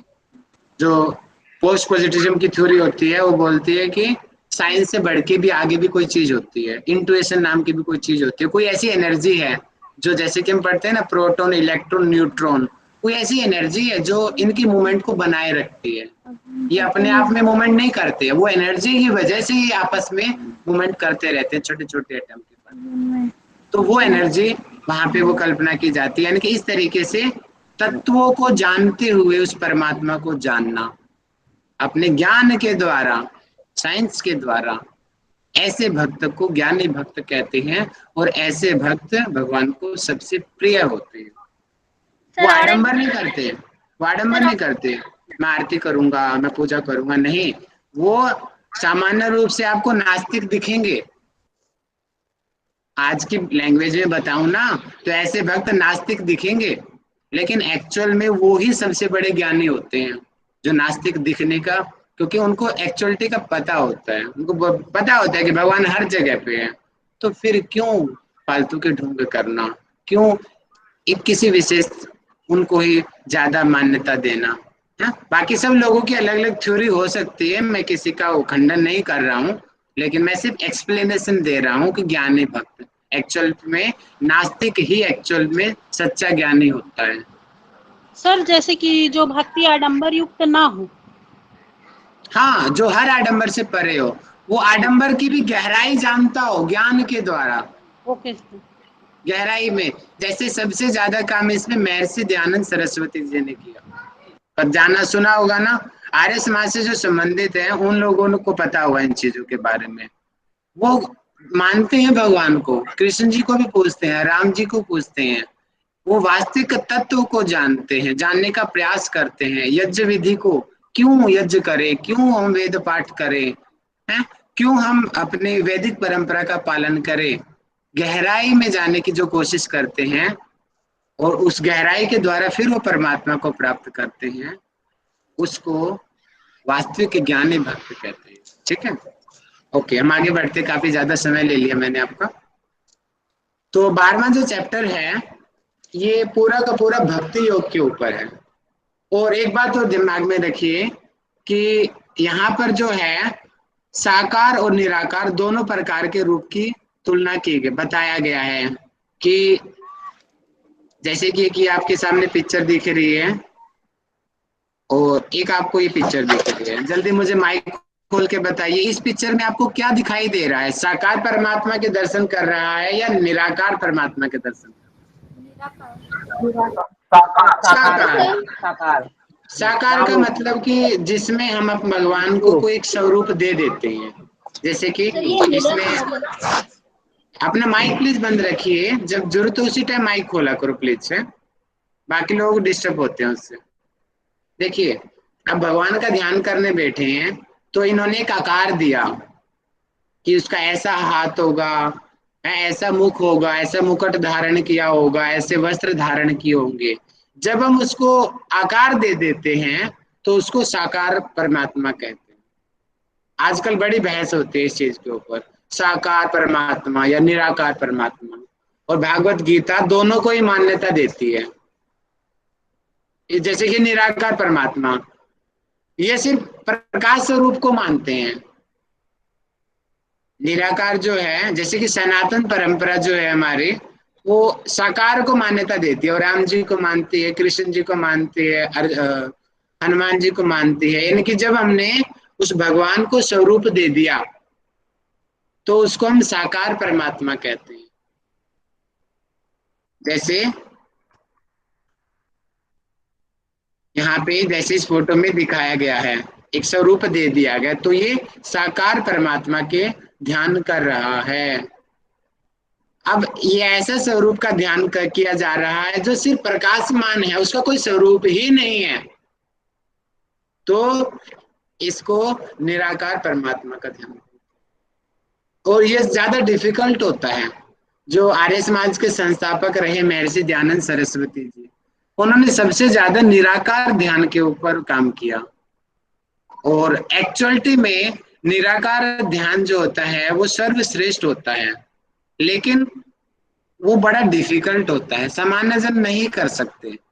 तो सामान्य जन की सुविधा के लिए पहले साकार का ध्यान किया जाता है कि ऐसा भगवान होगा, है, तो साकार से बाद में निराकार तक पहुंचा जाता है। और एक्चुअलिटी में अगर हम वेदों की बात करते हैं, जो वेदों में जो बताया गया है, हमारे जो 4 वेद हैं, ऋग्वेद, यजुर्वेद, सामवेद, अथर्ववेद, जब हम चारों वेदों का अध्ययन करते हैं, उन वेदों के अंदर कहीं पर भी साकार परमात्मा का वर्णन नहीं है, कहीं पर भी नहीं है, किसी भी वेद के अंदर।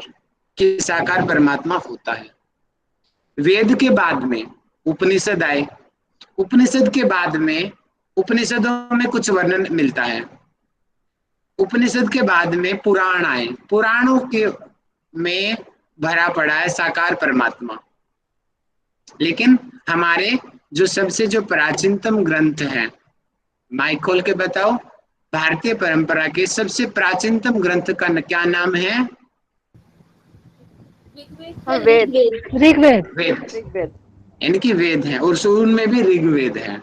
इनके चारों वेदों को हम प्राचीन मानते हैं। सबसे ज्यादा ज्ञान इन वेदों के अंदर भरा हुआ है। बाकी सभी चीजें इन्हीं से निकल के आई हैं। उपनिषद इन्हीं से निकले हैं, पुराण तो बाद में बनाए गए, मनुस्मृति बाद में बने गई, रामायण महाभारत बाद में बनी चीजें। वेद तो उनसे भी पुराने थे, क्योंकि रामायण काल में भी हम देखते हैं, वहां पे भी स्पष्ट वर्णन मिलता है कि राम जी वेदों का अध्ययन करते हैं। इसका मतलब रामायण काल से पहले के वेद हैं। और वेदों के बारे में जब हम अध्ययन करते हैं कि वेद का अर्थ होता है ज्ञान, और जो अविध धातु से मिलके बना होता है ये वेद शब्द जो है, किसका अर्थ है? ज्ञान प्राप्त करना, ज्ञान ही है इसका। कि ये जो आदि आदित्य अंगिरा आदि जो ऋषि रहे, उन्होंने ध्यान अवस्था में जा करके, इनको बोलते हैं श्रुति वचन बोलते हैं, सुन के, कि जैसे कि वो समाधि अवस्था में बैठे और उनको श्रुति वचन सुनाई दिए और उन वचनों को उन्होंने लिपिबद्ध कर दिया। इस तरीके से वेदों का निर्माण हुआ कि उन ऋषियों ने समाधि अवस्था में जाकर के उन जो उनको अनुभूति हुई, उन अनुभूति को उन्होंने लिख दिया। तो इस तरीके से वेदों का निर्माण हुआ। सर श्रुति वचन जैसे सुना, तो श्रुति वचन भी तो ईश्वर से ही सुना। हाँ, और वेद में अंकित किया।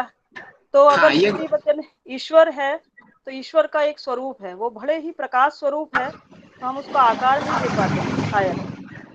अब श्रुति वचन जो है वो अनुभूति भी हो सकता है उसमें। ये बड़ा ही, देखिए मैं बहस तो नहीं कर रहा हूँ आप लोगों से, ठीक है। ये एक अच्छा ही रिसर्च का टॉपिक है, और हजारों सालों से इस पे बहस होती आ रही है और आगे भी होती रहेगी। ऐसा टॉपिक है, ठीक है।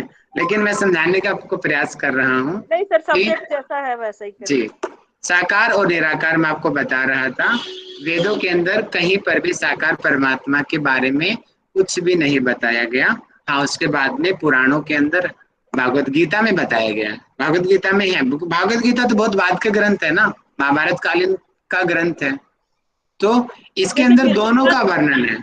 सर विराट को तो साकार रूप ही कहेंगे, विराट। हाँ, मैं क्या कह रहा हूँ ममता जी, सुनो तो लो, मैं कह तो रहा हूँ इसके अंदर दोनों का वर्णन है। अभी हम पढ़ेंगे भक्ति योग 12वें चैप्टर में, इसमें कह रहे हैं साकार भी है मेरा रूप, निराकार भी है। जो मुझे जैसे पूजना चाहे मुझे पूज लो। आप मुझे अल्लाह नाम से पूजोगे तो मैं अल्लाह नाम से भी आपको मिलूंगा, है। आप मुझे वाहिगुरु से पूजोगे, मैं आपको उससे में भी मिल जाऊंगा। लेकिन आवश्यक है कि आप श्रद्धा होनी चाहिए आपके अंदर, वो श्रद्धा भाव होगा तभी मैं आपको प्राप्त होऊंगा। आप चाहे किसी भी तरीके से पूजा करो, किसी भी तरीके से मेरी भक्ति करो, अंत में आप मेरे तक ही आएंगे। यही भक्ति योग का निचोड़ है, और पूरा 12वां जो चैप्टर है वो भक्ति योग इसी के ऊपर बेस्ड है, जो मैंने भूमिका भी बता दिया। थोड़ा थोड़ा जब हम आगे पढ़ेंगे तो आपके कंसेप्ट और ज्यादा क्लियर हो जाएंगे। तो मैं प्रेजेंट कर देता हूँ, ठीक है। देखिए जो श्लोक दूसरे जो श्लोक में बताया गया है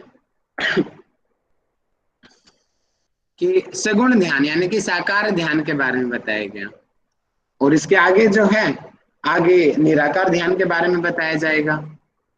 ये रहा कि अपने इंद्रियों को, अपने मन बुद्धि को और उस सर्वव्यापी जो परमात्मा है, जो नित्य अविनाशी सच्चिदानंद जो स्वरूप है, उसका ध्यान करें। जो प्रकाश रूप में विद्यमान है वो निराकार है। तो दोनों इसके अंदर बताए गए हैं कि दोनों प्रकार का ध्यान करो, कि भगवान साकार भी है निराकार भी है, ऐसा भागवत गीता कहती है।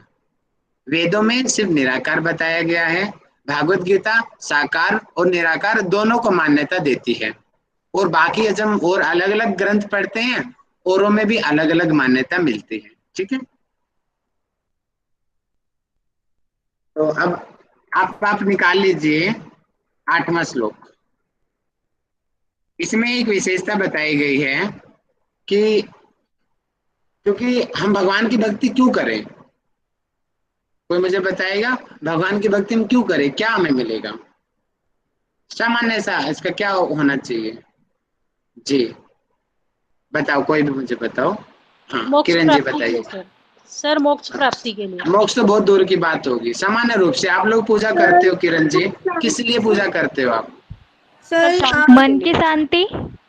वेरी गुड, शांति के और लिए। खुशबू जी और बताइए।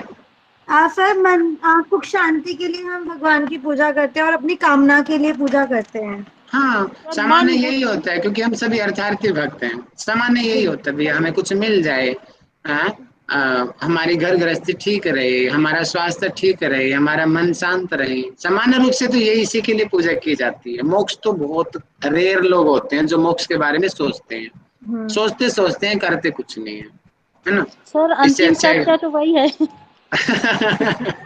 ठीक है, तो यहाँ पे क्या है, अब इसको सॉल्यूशन दिया गया, चलो मोक्ष को मान लेते हैं, या फिर सामान्य जन से कि हमें जो शारीरिक जो सामाजिक जो समस्याएं हैं हमें उनसे मुक्ति प्राप्त करनी है। अब उसका सॉल्यूशन यहाँ पे बताया गया है।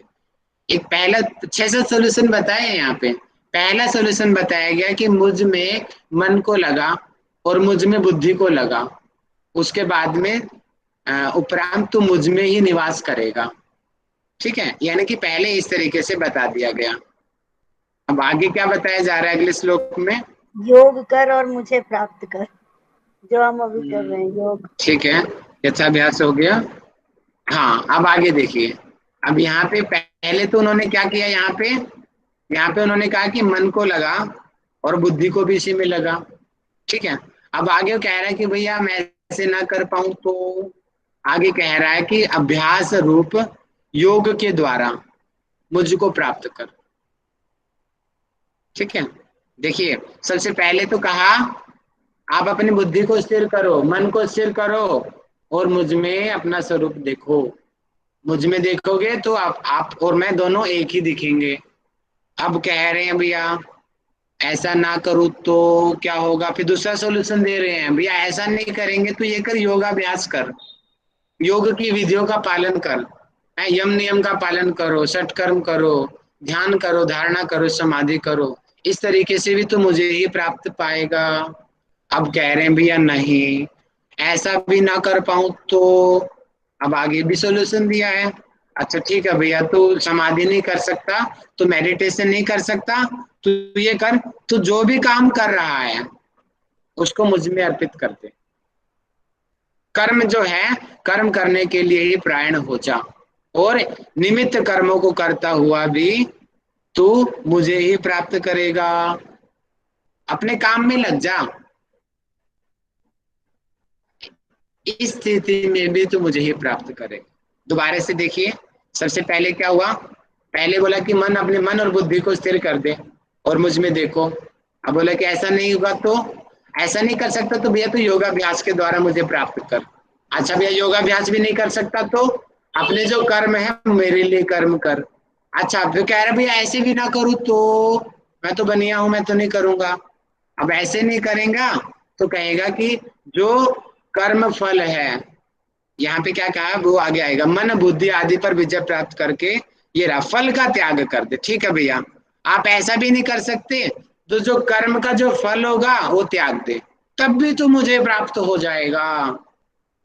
अब मेरे जैसा अड़ियल भैया ऐसा भी ना करूँ तो, अब ऐसा भी ना करूँ तो एक और सॉल्यूशन दिया है आगे, ऐसा भी ना करेगा तो क्या करेगा, बेटा तू ज्ञान प्राप्त कर ले, अच्छे अच्छे गुरुओं के पास जा, हैं अच्छी अच्छी बातें सुन, ध्यान लगा, तब भी तो मुझे ही प्राप्त करेगा। देखो कितने सारे सॉल्यूशन दे दिए, इनमें से कुछ भी कर ले तो मुझे ही प्राप्त करेगा।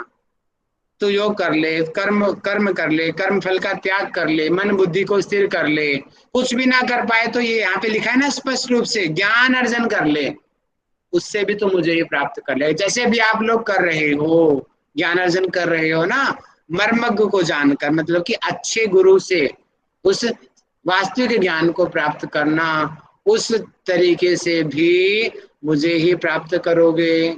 ठीक है, तो ये बहुत सारे सोल्यूशन बता दिए यहाँ पे, किसी का भी पालन कर लीजिए। अब यहाँ पे बताया गया है कि कौन सा भक्त प्रिय है, कौन सा भक्त, भक्त तो इतने सारे हो गए ना अभी। अब भक्त जैसे कि पहले तो बताया ज्ञानी भक्त प्रिय है, अब उस ज्ञानी भक्त की भी कुछ विशेषताएं होंगी, ठीक है, ज्ञानी भक्त की कुछ विशेषताएं होंगी। अब वो विशेषताएं क्या हैं जिनके आधार पे कि भगवान को वो प्रिय हैं, ठीक है। मैं एक छोटा सा एग्जांपल देता हूं और मुझे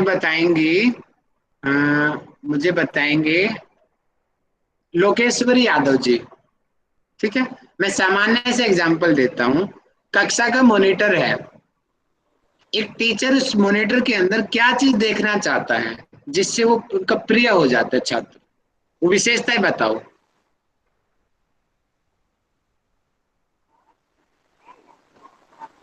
आवाज नहीं आ रही आपकी। सर मैं बोलूं? रुको रुको रुको, मेघा जी बताइए मुझे, मेघा जी मुझे बताइए,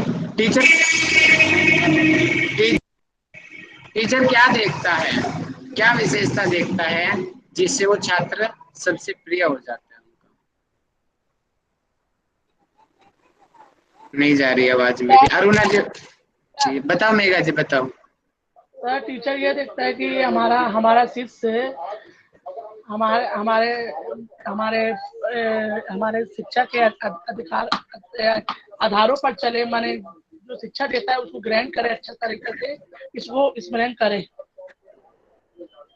यही चाहता है। वेरी गुड, मैसेज भी बहुत अच्छे आ रहे हैं। शशि जी ने कहा अनुशासन का पालन करे, बहुत बढ़िया। भारती जी ने कहा टाइम मैनेजमेंट को फॉलो करे, बहुत बढ़िया।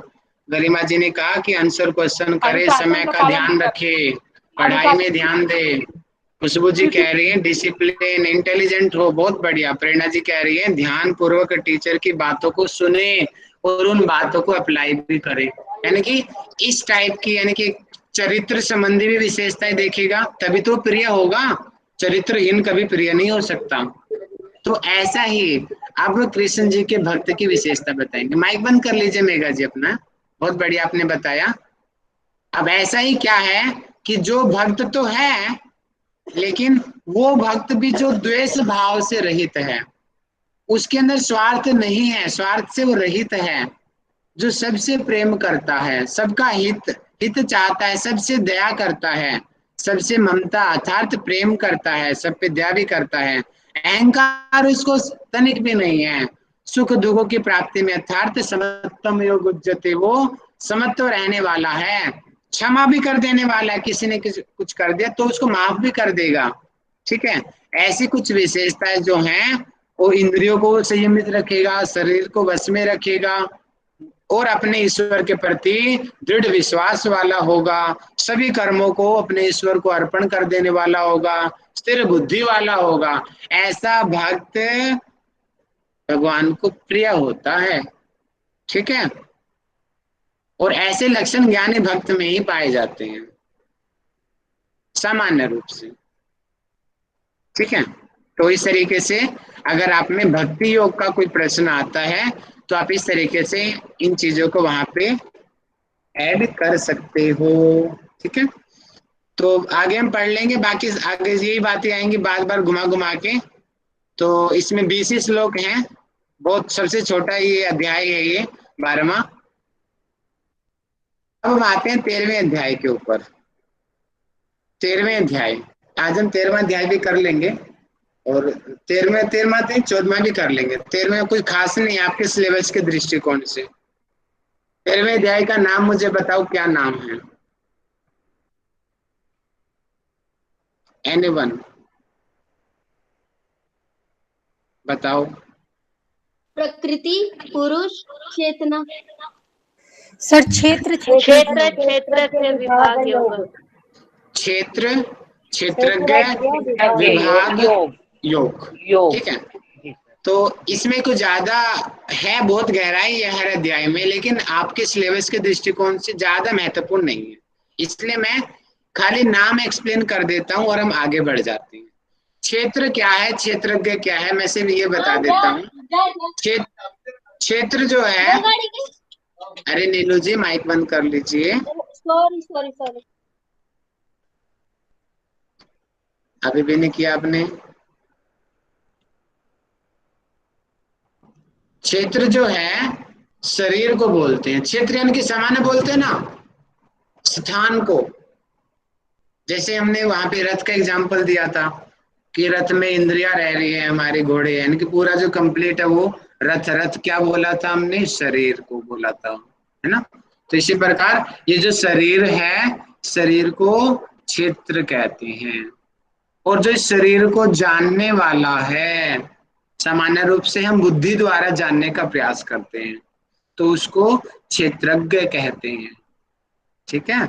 अब क्षेत्र शरीर किन किन चीजों से बना हुआ है, इसके अंदर मन है, बुद्धि है, अहंकार है, 11 इंद्रियां हैं, 11 इंद्रिया में उभय इंद्रिय मन है, 5 कर्मेंद्रिय हैं, 5 ज्ञानेन्द्रिय हैं, 5 तन्मात्राएं हैं, शब्द स्पर्श रूप रस गंध, 5 महाभूतों का बना हुआ है, आकाश वायु अग्नि जल पृथ्वी, यानी कि इन चीजों से ये शरीर बना हुआ है। यानी कि इस टाइप का ये जो चीजें हैं वो इस अध्याय में वर्णन मिलता है। ठीक है, इतना ही ध्यान रखिए, आप लोगों के लिए इस चैप्टर से इतना इनफ है। अब हम बढ़ते हैं चैप्टर नंबर 14 में।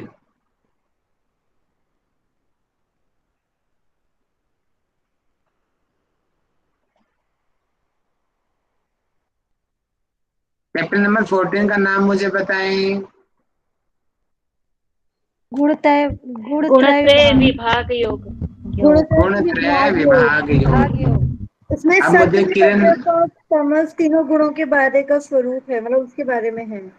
बहुत बढ़िया, बहुत अच्छा आपने बताया, वेरी गुड। अब गुण कौन कौन से होते हैं ये और बता दो मुझे। सर 3 टाइप्स के गुण होते हैं, सत्व रजस और तमस। Very good. एक एक विशेषता बता दोगे मुझे सत्व रजस तमस के। सर सत्व गुण होता है वो बहुत अच्छा गुण माना जाता है, और रजस गुण होता है वो चंचल होता है, और तमस अच्छा नहीं होता, पापी पापी जो पापी करते वाला हैं वो। होता है। हाँ वो वाला होता है। ठीक है, आपको इस पिक्चर में देख के मुझे बताओ तमस गुण कहाँ आपको दिखाई दे रहा है। तमस तो शायद आलसी वाले को बोल सकते हैं हम, जो तो कौन लिथर्जी दिखाई दे होता रहा है। है आपको आलसी यहाँ पे। ये जो बच्चा लेटा हुआ है ना, वो मेरे को आलसी लग रहा है, लिथर्जी। हाँ वेरी गुड। बॉयज थोड़े होते हैं आलसी, है ना, सारे नहीं होते, थोड़े बहुत होते हैं। अच्छा अब मुझे बताओ इसमें आपको रजस प्रवृत्ति कहाँ दिखाई दे रही है। रजस का अर्थ पेड़ बताओ पे चढ़ा पहले है तो। वो। और हाँ रजस तो चंचल, कई है रजस तो यहाँ पर। जो बॉल में जो खेल रहे हैं, गेंद पकड़ा सर है जो वो भी चल रजस रहा है, है। मैडम पढ़ा रही है तो इधर उधर कर रहे हैं, बच्ची पतंग कर रही है, पेड़ पे चढ़ी पतंग है, उड़ा दौड़ रहे हैं। रही है। हाँ पतंग उड़ा रही है, ये भी क्रिएटिव और माइंड के द्वारा ही पॉसिबल हो सकता है ना, बिना हाँ क्रिएटिव हाँ। माइंड के डायग्राम बन ही नहीं ये सकता। जो डॉगी है ना, ये डॉगी भी है। हाँ जी डोगी भी है, वेरी गुड। अच्छा आपको सात्विक प्रवृत्ति कहाँ दिखाई दे रही है। ये जो बच्ची जो बच्ची पढ़ पढ़ रही है रही वो। है, पढ़ जो रही है, पढ़ रही है, जो पढ़ा हाँ रही है। पढ़ाई कर रही नहीं, है, जो पढ़ रही है। पढ़ रही है। पढ़ रही है जी जी। सात्विक गुण इस तरीके से। यानी कि मैं आपको क्या समझाना चाह रहा हूँ कि सात्विक गुण जो होते हैं वो, जैसे कि ऋषि महात्मा जो अच्छे अच्छे विद्वान जो होते हैं, वो उनके अंदर सात्विक गुण पाया जाता है। सात्विक गुण की विशेषता क्या होती है, सच बोलना, ईमानदार रहना, नियमों का पालन करना, धर्म का पालन करना, अपने कर्तव्य का पालन करना है, अपनी दिनचर्या का पालन करना, शास्त्रों के अनुकूल जो कर्म बताए गए हैं उन कर्मों का पालन करना, बड़े बुजुर्गों की सेवा करना, अपने देश की रक्षा करना, स्त्रियों की रक्षा करना, जो अच्छे अच्छे कार्य हैं, सभी के अच्छे अच्छे जो कार्य है, ज्ञान देना, वो सभी सात्विक गुण के अधीन आते हैं। राजसिक गुण, राजसिक गुण होते हैं चंचलता, कि जिसकी वजह से चंचलता होती है, मन चंचल होता है, जैसे कि गाने सुनना, संगीत गाना, डांस करना, और मिर्च मसाले चटपटा खाना खाना, घूमना फिरना जिनको ज्यादा पसंद होता है। सर वीरता भी आ सकता है। हाँ, और भी बहुत सारे हैं, यानी कि ऐश्वर्य में रहने वाले हैं, यानी कि एक तरीके से जो ज्यादा शान शौकत के जो शौकीन होते हैं, अच्छे अच्छे कपड़े पहनना, हमेशा सज सिंगर के रहना है, अपनी सुंदर हमेशा अपनी तारीफ करवाते रहना, करते रहना, यानी कि ऐसे जो प्रवृत्ति होती है, ऐसे को राजसिक प्रवृत्ति वाला व्यक्ति बोला जाता है। ठीक है। और तामसिक प्रवृत्ति क्या होती है? तामसिक प्रवृत्ति जैसे कि आलस में रहना। तामसिक यानी कि आप समझो कि सात्विक यानी कि ऋषि महात्मा देवता, तामसिक यानी कि असुर राक्षस, और राजसिक यानी कि राजा। इस तरीके से आप समझ जाओ तीनों।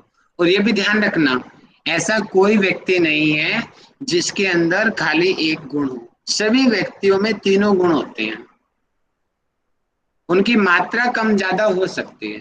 जैसे कि अभी मेरे अंदर मान लेता हूं कि सात्विक गुण प्रधान है, तभी मैं आप लोगों को ज्ञान दे रहा हूं। आप लोगों के अंदर भी सात्विक गुण प्रधान है, तभी आप लोग संयम से बैठे हुए हो और सुन रहे हो। टाइम हो गया है, 1.5 घंटा हो गया, लेकिन फिर भी आप संयम बना के सुन रहे हो। है? राजसिक प्रवृत्ति क्या है? जिसकी वजह से आप एक्टिविटी कर रहे हो, आप बोल रहे हो, आप लिख रहे हो, कुछ और नई नई चीजें सोच रहे हो, ये जो है राजसिक के गुण है। तामसिक क्या है? बैठे बैठे कई लोग मुंह फाड़ रहे हैं, उबासी आ रही हैं, बेकार से टीचर आ गए हैं, टाइम वेस्ट कर रहे हैं हमारा, है, गाली गलौज करने वाले व्यक्ति जो होते हैं, ठीक है, एक दूसरे की चुगली करने वाले जो व्यक्ति होते हैं, राक्षस प्रवृत्ति जो है वो तामस के अंतर्गत आती है।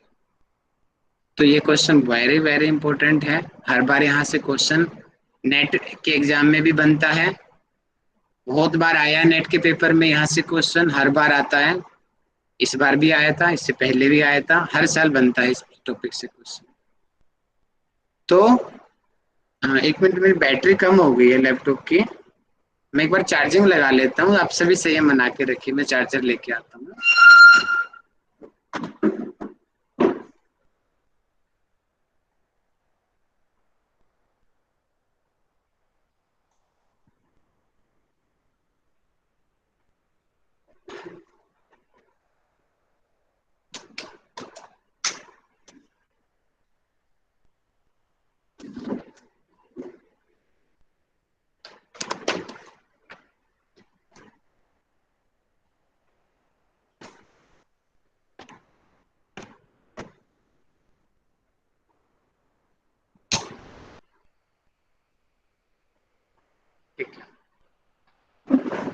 तो मैं बता रहा था 3 गुणों के बारे में, सत्व, रजस और तमस के बारे में। तो जो हमारा चैप्टर नंबर 14 है, इसका नाम ही है गुण त्रय विभाग योग। तीनों गुण जो हैं हर व्यक्ति में पाए जाते हैं। अब आगे इनके बारे में क्या क्या इसमें विशेषता बताई गई है, आप श्लोक संख्या 5 निकाल लीजिए। हम थोड़ी देर और पढ़ेंगे, उसके बाद हम ओवर कर देंगे, ठीक है? सर भूख भी लग रही है। अच्छा जी, चलो एंड कर दे फिर आज की क्लास को। नहीं पढ़ेंगे सर। सर 2:30 बजे से बच्चों की क्लास होती है सर ऑनलाइन। ओके जी, चलो जी, ठीक है। तो हम यहाँ से आगे ना कल पढ़ेंगे। आप एक काम करना, कल आप चैप्टर नंबर 14 और चैप्टर नंबर 15 अपने आप से थोड़ा पढ़ के आना, ताकि मैं आराम से आपको कल समझा पाऊँ। मेन चीज तो मैंने आपको बता दिया, ठीक है? थोड़ा सा आप अपने आप से पढ़ेंगे ना, आपको अपने आप ही चीजें क्लियर हो जाएंगी। बहुत आसान ग्रंथ है ये हमारा, सिर्फ आपको टेक्निक आनी चाहिए। टेक्निक मैं आपको बता रहा हूँ कि कैसे आपको पढ़ना है। अब पीछे से जो खुद पढ़ेगा उसको समझ आएगा, और जो पीछे से नहीं पढ़ेगा उसके लिए ग्रंथ पहाड़ है। मैं कह रहा हूँ, पीछे अगर आप साथ साथ पढ़ोगे तो ये ग्रंथ बहुत आसान है, और और पीछे से नहीं पढ़ोगे तो पहाड़ है ये ग्रंथ, किसी को समझ नहीं आएगा, ऐसी ऐसी बातें हैं इसके ऊपर। क्योंकि आप यहीं से लगा लीजिए, मैं तो आपको शायद मेरा आज 7वां लेक्चर है, 7 दिन से 1 सप्ताह पहले शायद आप लोगों के लिए ग्रंथ पहाड़ था, है ना, और आज सब लोगों के लिए चुटकियों का खेल बन चुका है कि अरे हम तो कर लेंगे, भगवत गीता तो बहुत आसान है। बहुत मजा आ रहा है सर, बहुत सर आप ही की कृपा है। तो ये इसमें क्या है Thank you, था sir. कि दोनों तरफ से सहयोग होना चाहिए। मैं तैयार हूँ, आप लोग भी अपने आप को तैयार करो। जो और जो तो ये बच्चे सामने पीछे से वाले नहीं के पढ़ ऊपर ही रहे, डिपेंड करता है सर, सामने वाले के जो ऊपर ही पीछे डिपेंड से करता है। नहीं पढ़ रहा, आपकी क्लास में कई बच्चे हैं, उन लोगों के लिए आज भी पहाड़ है ये ग्रंथ। वो लोग बोलेंगे अरे सर को कुछ नहीं आता, अरे इस क्लास में बोर मारते हैं, अपनी गलतियां वो औरों के ऊपर निकालेंगे, तो वो तामस व्यक्ति होते हैं, पीछे से खुद अध्ययन नहीं करते और कसूर औरों का निकालते हैं। और सात्विक वाले बोलेंगे अरे क्लास तो बड़ी अच्छी है, समझ नहीं आया इसका मतलब मेरी ही कुछ कमी रहेगी, मैंने रिवीजन नहीं किया इसलिए मुझे समझ नहीं आया। तो ये भी गुण होते हैं जो हमारे चरित्र में दिखाई देते हैं, सात्विक व्यक्ति के गुण। सर मुझे तो समय कम राजसी लगता है सर। बहुत सारा चीज जैसे लगता है ना सर, बहुत सारा चीज अभी जैसे मतलब जी मैम सर, अभी जैसे 1.5 मैडम एक घंटा बोली कब ना अभी, निकलता है पता ही नहीं चल पाता सर। नहीं अभी एक मैम बोली तो इसमें मैं थोड़ा चुप रहती हूँ, लेकिन इतना जिज्ञासा रहता है तो मुझे लगता है कि कभी जी जैसे एग्जाम जाम हो जाए तो आपसे टाइम लूंगी सर, क्योंकि बहुत बहुत सारा बढ़िया, जिज्ञासा के कारण ही इसमें जुड़े हैं हम। तो बहुत जैसे जी बढ़िया, अभी जी सब बहुत सब मुक्ता जी। बढ़िया। तरह के लोग हैं, तो अभी उनको ऐसा लग रहा है कि नहीं मैं नहीं, हम मैं समझता हूँ, थोड़ा हाँ और पढ़ लेकिन लो, मुझे थोड़ा और सबको पढ़ लेके लो। चलना है। हाँ, आप जी मुझे सर, अलग से करेक्ट। सबको संपर्क कर लेके चलना सकते हाँ, हो। क्योंकि हम जिस दृष्टिकोण जी से जी, पढ़ रहे हैं, हम लोगों का कुछ को ऐसा है कि हम लोगों को कुछ भी नया आपसे आपके मुंह से जो भी एक नया कुछ वर्ड मिलता है तो मैं उसको ध्यान करती हूँ, और मुझे लगता नहीं टीचर है तो हम अलग से नहीं, तो मैं लगता है कि अभी कोर्स खत्म सर हो जाए, बच्चे सर सब पढ़ रहे अभी हैं तो एक बाद में आया था ना, पूछेंगे। ये लोग बहुत हाँ जानते हैं सर, हम लोग बहुत जानते हैं करके नहीं बोलते हैं सर, नहीं हाँ, हम लोग तो ज्ञान अनायास आ अर्जित चलिए कर जाता रहे है। हैं। चलिए चलिए, हम लोग संयम को तो बनाइए, संयम बनाइए, धैर्य बनाइए, मैं क्वेश्चन कर लेता हूँ, लास्ट में मैं आपको समय दूंगा, ठीक है? ओके, तो मैंने जो आज पढ़ाया है मैं उसके बारे में मैं क्वेश्चनिंग करता हूँ।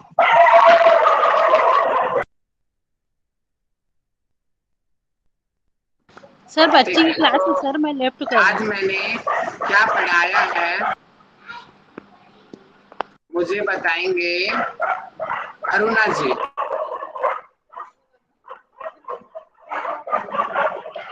जी सर, प्रणाम सर। जी बताइए अरुणा जी। सर आज भगवत गीता के बारे में आप बता रहे थे कि भगवत गीता जो है साकार और निराकार दोनों की प्राथमिकता दी गई है, और भक्ति योग के बारे में बताएं, भक्त के लक्षण, और भक्त कैसा होना चाहिए। 4 प्रकार के भक्त होते हैं, आर्थ अर्थार्थी और जिज्ञासु ज्ञानी के बारे में जाना। और जैसे अध्याय 13 में आपने बताया कि बहुत ज्यादा वर्णन नहीं है, अध्याय 13 जो है जैसे क्षेत्र के बारे में बताए, बहुत ज्यादा नहीं बताए 13 में।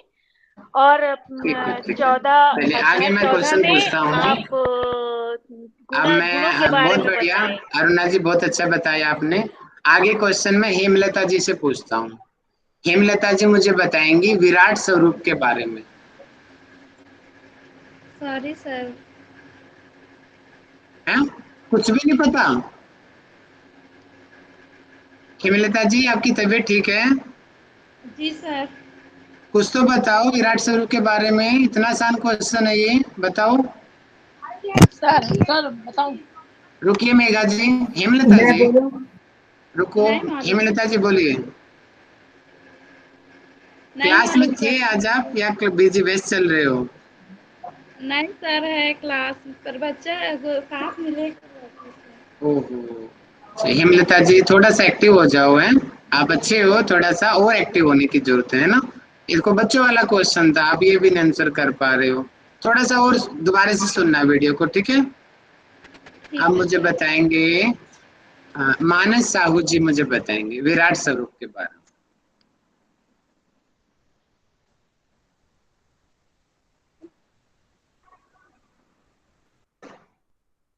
मानस जी सर नहीं मैं खोल बताऊं? रही। हाँ जी ब्यूटी दास जी बताओ जी, बताओ, शॉर्ट में सर बताना है, विराट बताओ।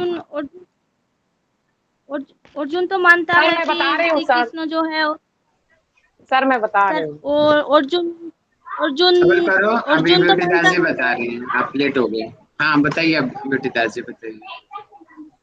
अर्जुन तो मानता है कि किशन जी जो है वो सर्वश्रेष्ठ है, सब मानता है, लेकिन श्री कृष्ण अर्जुन का मन में भी एक प्रश्न आया था कि आपका स्वरूप रूप कैसा है, मैं देख सकता हूँ आपको, मेरे को दिखाइए। तो ऐसा विराट रूप ऐसा है कि पृथ्वी विश्व जिसका मतलब जहाँ भी अर्जुन देखता है ना उसका विराट मुख उसको आता है, कि वो जैसे जादू की छोरी है, जो अर्जुन देख सकता है वही मतलब वो देख पाता है। वो रूप विराट रूप ऐसा रूप है कि इसको सामान्य दृष्टि से वो नहीं देख सकता, उसके लिए दिव्य दृष्टि का जरूरत होता है। अपना जो मतलब हम लोग का जो सामान्य नेत्र है उसमें हम उसको नहीं देख सकता है। तो शुरू में ये रूप देख के तो अर्जुन को प्रसन्न हो गया, फिर उसको बाद उसमें लगा है कि ये स्वरूप मैं देख सकता हूँ, देखता हूँ। तो फिर ये देख के तो अर्जुन को अच्छा लगा है, मतलब ठीक है, बहुत अच्छा प्रयास किया आपने, शुरुआत में आपने बहुत अच्छा बताया। अब स्वरूप की विशेषता मुझे अ, मेघा जी बताएं, स्वरूप की विशेषता बताओ मुझे। मेघा जी अब बोलो, अब माइक नहीं खोल रहे आप, ऐसे मैं बताओ करते हो। सर विराट रूप का और ज्योति एक पांडे जी मुझे बताएं। कोई बात नहीं, सबका नंबर आएगा। ज्योति पांडे जी बताइए, उस जी स्वरूप सर। की विशेषता क्या थी। हाँ जी। स्वरूप की विशेषता है सर कि जितने भी हमारे पृथ्वी में जो भी चीज है वो भगवान में समाहित है, उनको मतलब एक एक चीज को जो विराट स्वरूप है उसमें दिखाया गया है सर। और थोड़ा और विशेषता बताओ। और सर हाँ मैं और ब्यूटी दास जी, शांत हो जाओ, शांत हो जाओ, सबका नंबर आएगा, थोड़ा थोड़ा है। हाँ ज्योति जी बोलिए। जी और तुम्हें समझ नहीं आ रही सर। अरे कंफ्यूज हो गई, खुशबू जी बताइए। ये सर मैं बताती हूँ। अच्छा, जो विराट स्वरूप था उसमें मतलब बहुत सारे ऋषि दिख रहे थे, और दिव्य सर्प दिख रहे थे, सभी देवी देवताएं दिख रहे थे, और अनेकों भुजाएं दिख रही थी, शस्त्र दिख रहे थे अलग अलग प्रकार के, है ना, और दिव्य नेत्र दिख रहे थे, और ऐसा लग रहा था कि किसी के मुख से पानी निकल रहा है, किसी के मुख से आग निकल रही है। सूरज भी था वहां पे, चांद भी था, और गदा थी, बहुत सारी अनेकों गदा थी, और बहुत अनेकों पेट भी थे और मतलब जहां जहां वो नजर घुमा रहे थे वहां वहां अलग अलग चीजें दिख रही थी। कहीं से किसी की मृत्यु दिख रही थी, तो कहीं से किसी का जन्म होता हुआ दिख रहा था। तो इस तरह से उनके अनेकों रूप दिखाई दिए। बहुत बढ़िया, क्या परफेक्ट आपने बोला है, बहुत बढ़िया। Thank you sir. नेक्स्ट मैं पूछना चाहूंगा, चारों भक्त के बारे में मुझे प्रेरणा जी बताएंगे, शॉर्ट में बताना, जल्दी जल्दी। अर्थार्थी अर्थ भक्त होते हैं, आर्थ भक्त, और जिज्ञासु अर्थार्थी और ज्ञानी भक्त होते हैं। आर्थ भक्त जो होते हैं जो मतलब सारी चीज खत्म हो जाती है, मतलब सारे प्रयास खत्म हो जाने के बाद जो भगवान की शरण में जो जाते हैं उसे कहते हैं आर्थ भक्त। जैसे द्रौपदी जी ने कृष्ण भगवान के लिए किया था। और जिज्ञासु भक्त वो होते हैं जो भगवान की इच्छा रखने वाला, उसे जिज्ञासु भक्त कहते हैं। अर्थार्थी भक्त है कुछ पाने के लिए भगवान का पूजा करता है, उसे अर्थार्थी भक्त कहते हैं। जैसे फल की इच्छा रखने वाला, जैसे कि हम होते हैं। और ज्ञानी भक्त होता है ये सर्वश्रेष्ठ भक्त कहा जाता है इसे। ज्ञानी भक्त को ज्ञानी भक्त को क्या बोलेंगे, जो सब कुछ जानते हुए भी भगवान की पूजा करते हैं, उसे ज्ञानी भक्त कहते हैं। क्लास में चूक गए प्रेरणा जी, आप ज्ञानी छोटा सा भक्त, सर मैं बताऊं एक चीज, बताइए। ज्ञानी भक्त हम उन्हें भी कह सकते हैं जो और ज्ञान लेने के लिए उत्साहित होते हैं, मतलब और जानने के लिए उनमें इच्छाएं होती हैं और ज्ञान वो तो प्राप्त करना जिज्ञासु है, चाहते वो हैं। तो जिज्ञासु हो गया वो तो। अच्छा अच्छा, प्रिया जी कुछ बताना चाह रही है, प्रिया जी बताइए। सर ज्ञानी भक्त के लिए ऐसा है जो मतलब आडंबर में विश्वास नहीं रखता हो, वो पूरी तरह से उसको नास्तिक बोल सकते हैं, पर उसमें अंदर से आस्था होती है, वो दिखावे की पूजा में विश्वास नहीं रखता है, जो मन से करना हो सच्चे मन से करने पे विश्वास रखता है, उसे ज्ञानी भक्त कहते हैं। और सबसे जो विशेष, अगर जो हम एग्जैक्ट बात करें, जो भगवत गीता में बताई गई है, तत्वों के द्वारा जो भगवान को जानता है। जैसे आज की भाषा में तत्व हम किसको बोलते हैं? इलेक्ट्रॉन, न्यूट्रॉन, प्रोटॉन, इनको बोलते हैं ना हम आज की भाषा में। यानी कि इस तरीके से जानना भगवान, ठीक है। तो ये हो गया। हाँ, अब मुझे बताएंगे गौरी यादव जी कि कौन से भक्त सबसे प्रिय हैं और उनकी विशेषताएं क्या होती हैं? विशेषता, जैसे मैंने मॉनिटर वाला एग्जांपल दिया था, भक्त की क्या क्या विशेषता होती है, बताओ गौरी यादव जी।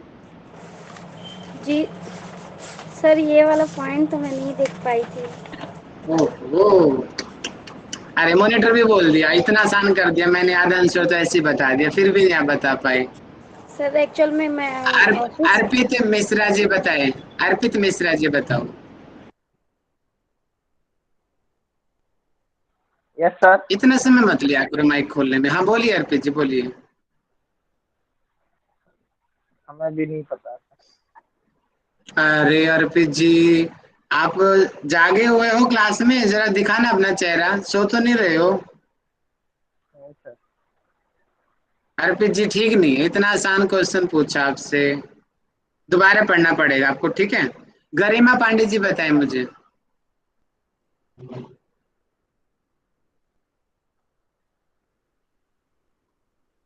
गरिमा पांडे जी मुझे बताइए। माइक ही नहीं खोलते हैं, क्या बात है। भारती सिंह जी बताइए। सर वो जो निष्काम भाव से भगवान की भजन में भगवान के ऊपर समर्पित रहता है, उसे ज्ञानी भक्त कहते हैं। ज्ञानी भक्त को भगवान को छोड़कर वो कुछ भी नहीं चाहता, और वो ज्ञानी भक्त को भगवान जी ने अपनी आत्मा कहा है। इसीलिए ज्ञानी भक्त को खुशी से ज्यादा खुशी नहीं होता और बहुत दुखी होने पर दुखी नहीं होता, वो एक साधक की तरह रहता है, वो ज्ञानी भक्त कहलाता है। स्नेहा जी, कुछ पॉइंट इन्होंने बहुत अच्छे बताए, कुछ छोड़ दिए, वो आप बताओ जो इन्होंने छोड़ दिए। सर उस तत्वों का ज्ञान जिसको होता है वो भी बोलेंगे सर उसको। स्नेहा जी बताइए। सर जो अच्छा भक्त होता है या अच्छे भक्त के जो लक्षण या विशेषताएं होती है कि वो सबसे पहले किसी से द्वेष नहीं करता है और सभी जीवों के प्रति समभाव रखता है, दया का भावना रखता है, और इसके साथ ही साथ सुख दुख में भी समता बनाए रखता है, अहंकार से वो दूर रहता है और सदैव अपनी बुद्धि को स्थिर करके ईश्वर भक्ति में लीन रहता है और अपने आत्मा को संयम में रखता है, अपनी इंद्रियों को वश में रखता है। वैसा लगता है। बहुत बढ़िया, बहुत बढ़िया। माधवी जी मुझे बताइए साकार और निराकार परमात्मा के बारे में। साकार क्या होता है, निराकार, इसके बारे में बताओ मुझे सबको। साकार और निराकार, साकार मतलब जिसका कोई रूप हम वो पहले से ही कर लेते हैं, इनके ऐसे होंगे तो उनको हम ध्यान करते हैं। साकार, चार वेदों में कहीं पर भी साकार परमात्मा का वर्णन नहीं किया गया, उपनिषदों में कुछ वर्णन मिलता है और पुराण में सबसे ज्यादा वर्णन मिलता है साकार परमात्मा का, और हमारा सबसे प्राचीन ग्रंथ है वेद। और निराकार स्वरूप का जो ध्यान है भगवत गीता में, साकार और निराकार दोनों का ही वर्णन मिलता है। जैसे जो मुझे पूजे और श्रद्धा से श्रद्धावानम लभते ज्ञानम, साकार या निराकार दोनों तरह से पूछ सकते हैं भगवत गीता में। बहुत बहुत सुंदर बताया आपने, वेरी गुड, बहुत बढ़िया। अच्छा, एक क्वेश्चन मैं ओवरऑल पूछता हूँ, मैसेज करके बताएंगे। जो सबसे बड़े जो ऋषि रहे आधुनिक समय में, जिन्होंने निराकार के ऊपर सबसे ज्यादा उन्होंने पूरा जीवन समर्पण कर दिया, उन ऋषि का नाम क्या है?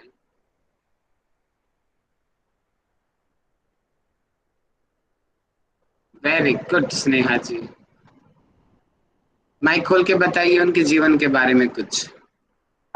दयानंद सरस्वती जी, वो आर्य समाज के प्रवर्तक या समर्थक या संस्थापक के रूप में भी जाना जाता है।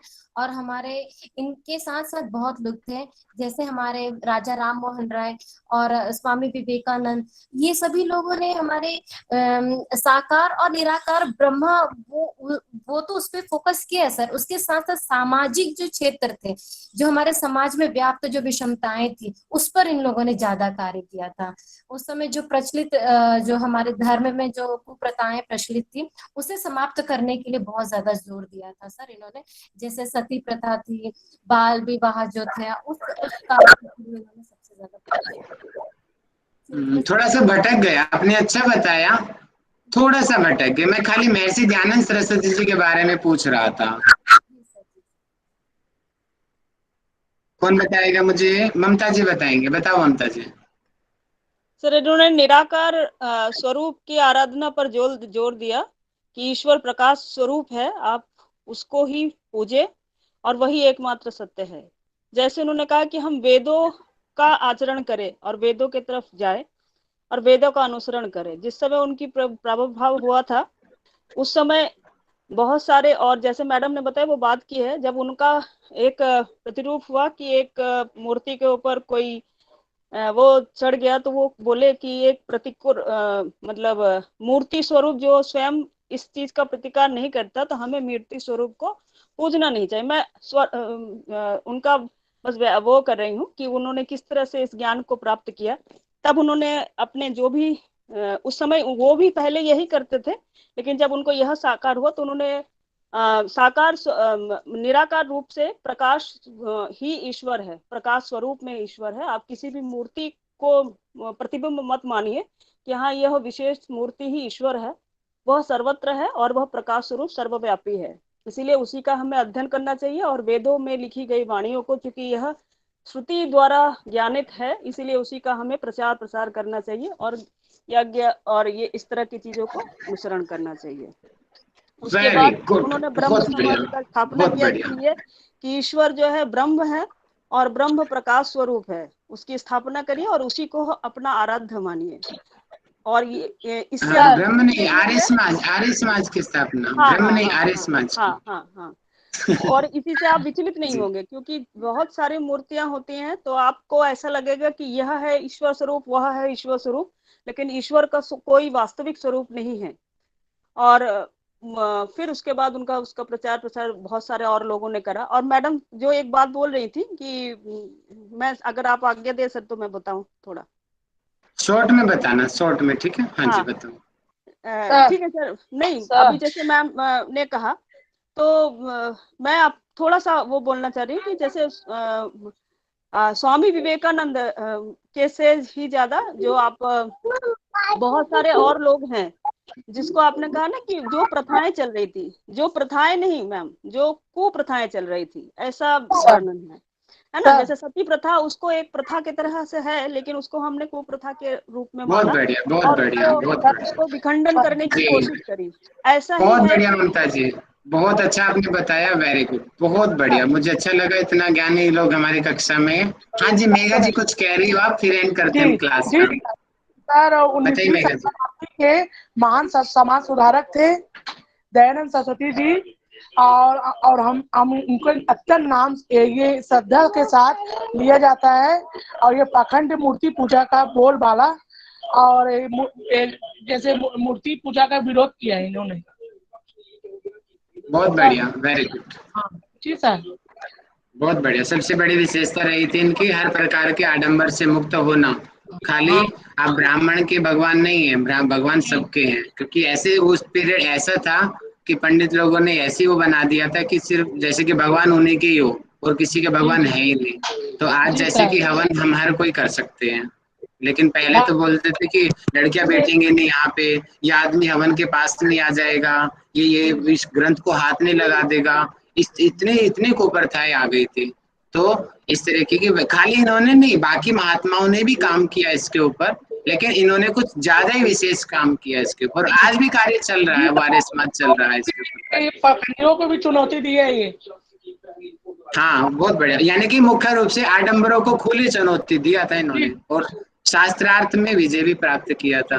ठीक है, चलिए समय काफी हो गया, तो हम शांति पाठ करते हैं। कोई विशेष डाउट हो तो आप बता दीजिए, मेरे सर क्वेश्चन यहाँ पे संपन्न। एक बस मेरे को रिक्वेस्ट है आपसे, आपने पढ़ाते पढ़ाते कुछ एक चीज बोली थी सर, मैं उसका थोड़ा सा अगर आप एक थोड़ा सा बुक का बता दें। एक आपने पढ़ाते समय निराकार स्वरूप और वो उसके रूप में बोला था कि पोस्ट पोजिशन थ्योरी और पॉजिटिज्म थ्योरी, इसका व्याख्या की कोई बुक वगैरह? रिसर्च में आप जब 3rd सेमेस्टर में आओगे ना MA के, हाँ। तो आपको रिसर्च का टॉपिक लगेगा आपके, और रिसर्च में ये टॉपिक है। अगर मैं आपका टीचर रहा तो मैं आपको पढ़ा दूंगा। अभी मैं शॉर्ट में आपको बताता हूँ। सर आप नहीं भी पॉजिटिविज्म होगे वो तो हम है, बनवा लेंगे। एक मिनट सर, आप नहीं भी होगे ना तो हम बनवा लेंगे आप ही को हमारा टीचर। पॉजिटिविज्म वो है जो साइंस की बातों को मानता है।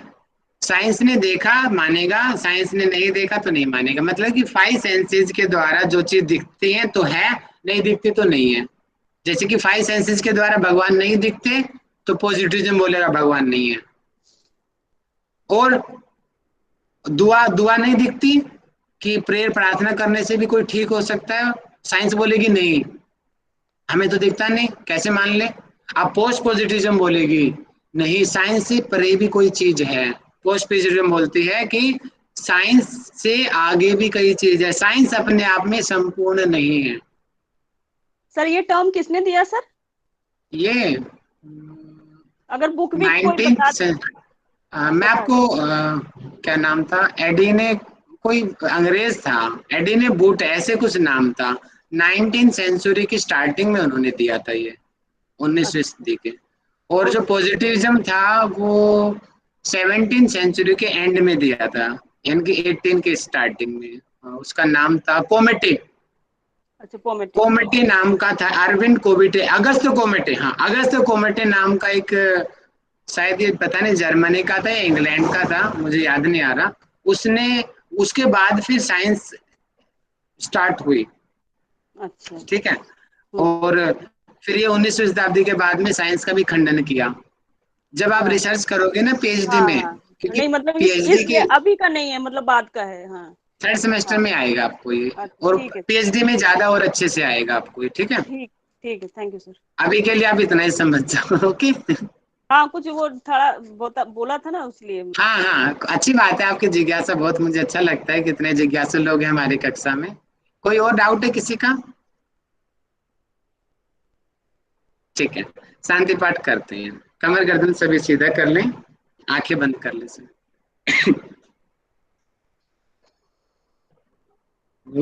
ओम सहना भवतु सहनौ भुनक्तु सह वीर्यं करवावहै तेजस्विनावधीतमस्तु मा विद्विषावहै। ओम शांति शांति शांति। दोनों हाथों को मिलाएं, आपस में रब करें। सभी को सादर प्रणाम। सभी को अच्छे से नोट्स बनाने हैं, कल मैं चेक कर सकता हूँ कैमरा खुलवा करके। ठीक है जी। ओम सर। ओम सर जी। आज क्वेश्चन नहीं बताया। अच्छा, क्वेश्चन नहीं बताए मैंने। अच्छा, भी बता देता हूँ, रुक जाओ, सॉरी चाहूंगा। देखिए क्वेश्चन है, विभूति तो मैंने कल लिखवा दिया था। माइक बंद कर लीजिए मेघा जी अपना। विभूति, भगवान की विभूतियां तो कल लिखा दी थी हमने। आज लिखो कि विराट स्वरूप कैसा होता है, यानी कि भगवान के विराट स्वरूप का संक्षिप्त वर्णन करें, ऐसे क्वेश्चन बनेगा। ठीक है, ये हो गया। और इसके अलावा विराट स्वरूप की विशेषताएं, वो इसी में आ गया। वैसे संक्षिप्त वर्णन जब हमने लिख दिया, विशेषता अलग से भी लिख सकते हो आप, उसकी विशेषता क्या क्या है। और भक्ति योग को संक्षिप्त में बताएं, बड़ा रूप। पहले हमने 4 प्रकार के भक्त, उनकी भी गहराई और उनकी भक्ताएं, प्रिय भक्त तो क्यों, क्या उनका खासियत है, इन चीजों के बारे में संक्षिप्त में भक्ति योग के बारे में बताना है। और क्षेत्र क्षेत्रज्ञ क्या होते हैं? क्षेत्र शरीर है, क्षेत्रज्ञ शरीर को जानने वाला है, ठीक है। और शरीर में क्या क्या है? पंचमहाभूत है, इंद्रियां हैं, मन बुद्धि अहंकार, ये हैं। आप पढ़ लेंगे थोड़ा सा, उसमें आ जाएगा कि क्षेत्र में क्या क्या आता है। चैप्टर नंबर 14 गुणत्रय विभाग योग। याद पढ़ाया नहीं मैंने, तो कल हम पढ़ लेंगे इसको। आप फिर भी लिख लीजिए कि तीनों गुण के बारे में बताइए। ये क्वेश्चन वेरी वेरी इंपॉर्टेंट है, हर बार पेपर में आता है, ठीक है। पेपर आएगा तब आपको पता चल जाएगा इन चीजों के बारे में कि जो मैं बोल रहा हूँ क्या सच्चाई है नहीं है, ठीक है। सर एक क्वेश्चन कितने नंबर का आता है? देखिए जी, आपके जो यूनिवर्सिटी का जो तरीका है, 2 नंबर के क्वेश्चन बनेंगे, 5 नंबर के क्वेश्चन बनेंगे और 10 नंबर के क्वेश्चन बनेंगे। 2 नंबर के क्वेश्चन 10 बनेंगे तो 20 नंबर हो गया। 5 नंबर के क्वेश्चन 6 बनेंगे तो 30 नंबर हो गया, 50 हो गया। 5 नंबर के क्वेश्चन देखो 20 और 30 50 हो गया। और 10 के 3 80, नहीं ऐसा तो नहीं होना चाहिए। तो जो है 4 क्वेश्चन बनेंगे शायद 5 नंबर के, तो टोटल 70 नंबर का आपका बनेगा। आज ही मोनिका मैडम ने भेजा था मुझे, 70 नंबर के हैं। और 30 नंबर असेसमेंट के मैं लगाऊंगा आपके ऊपर, जो जो बच्चे जैसे रिस्पॉन्ड कर रहे हैं। प्रारूप थोड़ा सा बता देंगे क्या? 2 नंबर के क्वेश्चन ये तो हम लोग एलोबरेट 10 नंबर और 5 नंबर का जो है वो कर ले रहे हैं। 2 नंबर के जो क्वेश्चन आएंगे उसको थोड़ा सा बाद में बता देंगे क्या? फॉर एग्जाम्पल डायरेक्ट ही बता दिया कि योग है कर्मसु कौशलम, बताइए किस अध्याय का श्लोक है और कौन सा नंबर का श्लोक है। ओके। दूसरे अध्याय का 50वां श्लोक है। अब सीधा सा बता दिया कि अपरा प्रकृति में क्या क्या चीजें आती हैं, कि पंचमहाभूत मन बुद्धि अहंकार है, ठीक है। और सीधा सा पूछ लिया कि योग की परिभाषा किस अध्याय में बताई गई है, आत्मा का स्वरूप क्या है, शॉर्ट में। 2 नंबर के क्वेश्चन में शॉर्ट में ही आंसर आना चाहिए। सांख्य दर्शन जब आगे पढ़ाएंगे, क्योंकि आधा क्वेश्चन सांख्य दर्शन के हैं आधे क्वेश्चन भागवत गीता के हैं। और आपके लिए फायदा ये है, अगर आपने भागवत गीता कंप्लीट पढ़ ली और सांख्य दर्शन नहीं भी पढ़ा तो भी आप पेपर में 80-90% स्कोर कर लोगे। तो भी क्यों? क्योंकि आपके पास ऑप्शन में क्वेश्चन मिलेंगे, एक क्वेश्चन में भागवत गीता और दूसरा सांख्य योग, इन दोनों में से एक करो। तो भागवत गीता वाला कर देना, सांख्य वाला छोड़ देना। टाइम की कमी है, नहीं पढ़ पाए आप लोग, मैं भी नहीं करा पाऊंगा इतना डिटेल में, तो ये आपके लिए पॉजिटिव पॉइंट है। तो ऑप्शन में मिलेगी, तो ऑप्शन में आप उनको सांख्य वालों को छोड़ देना और गीता वाले कर देना। आगे ना 80-90% आपके ऐसे ही आ जाएंगे, अगर आपने अच्छे से एक्सप्लेन करके लिख दिया तो, सुंदर सुंदर राइटिंग में पॉइंट में बना बना के लिख देना, ठीक है।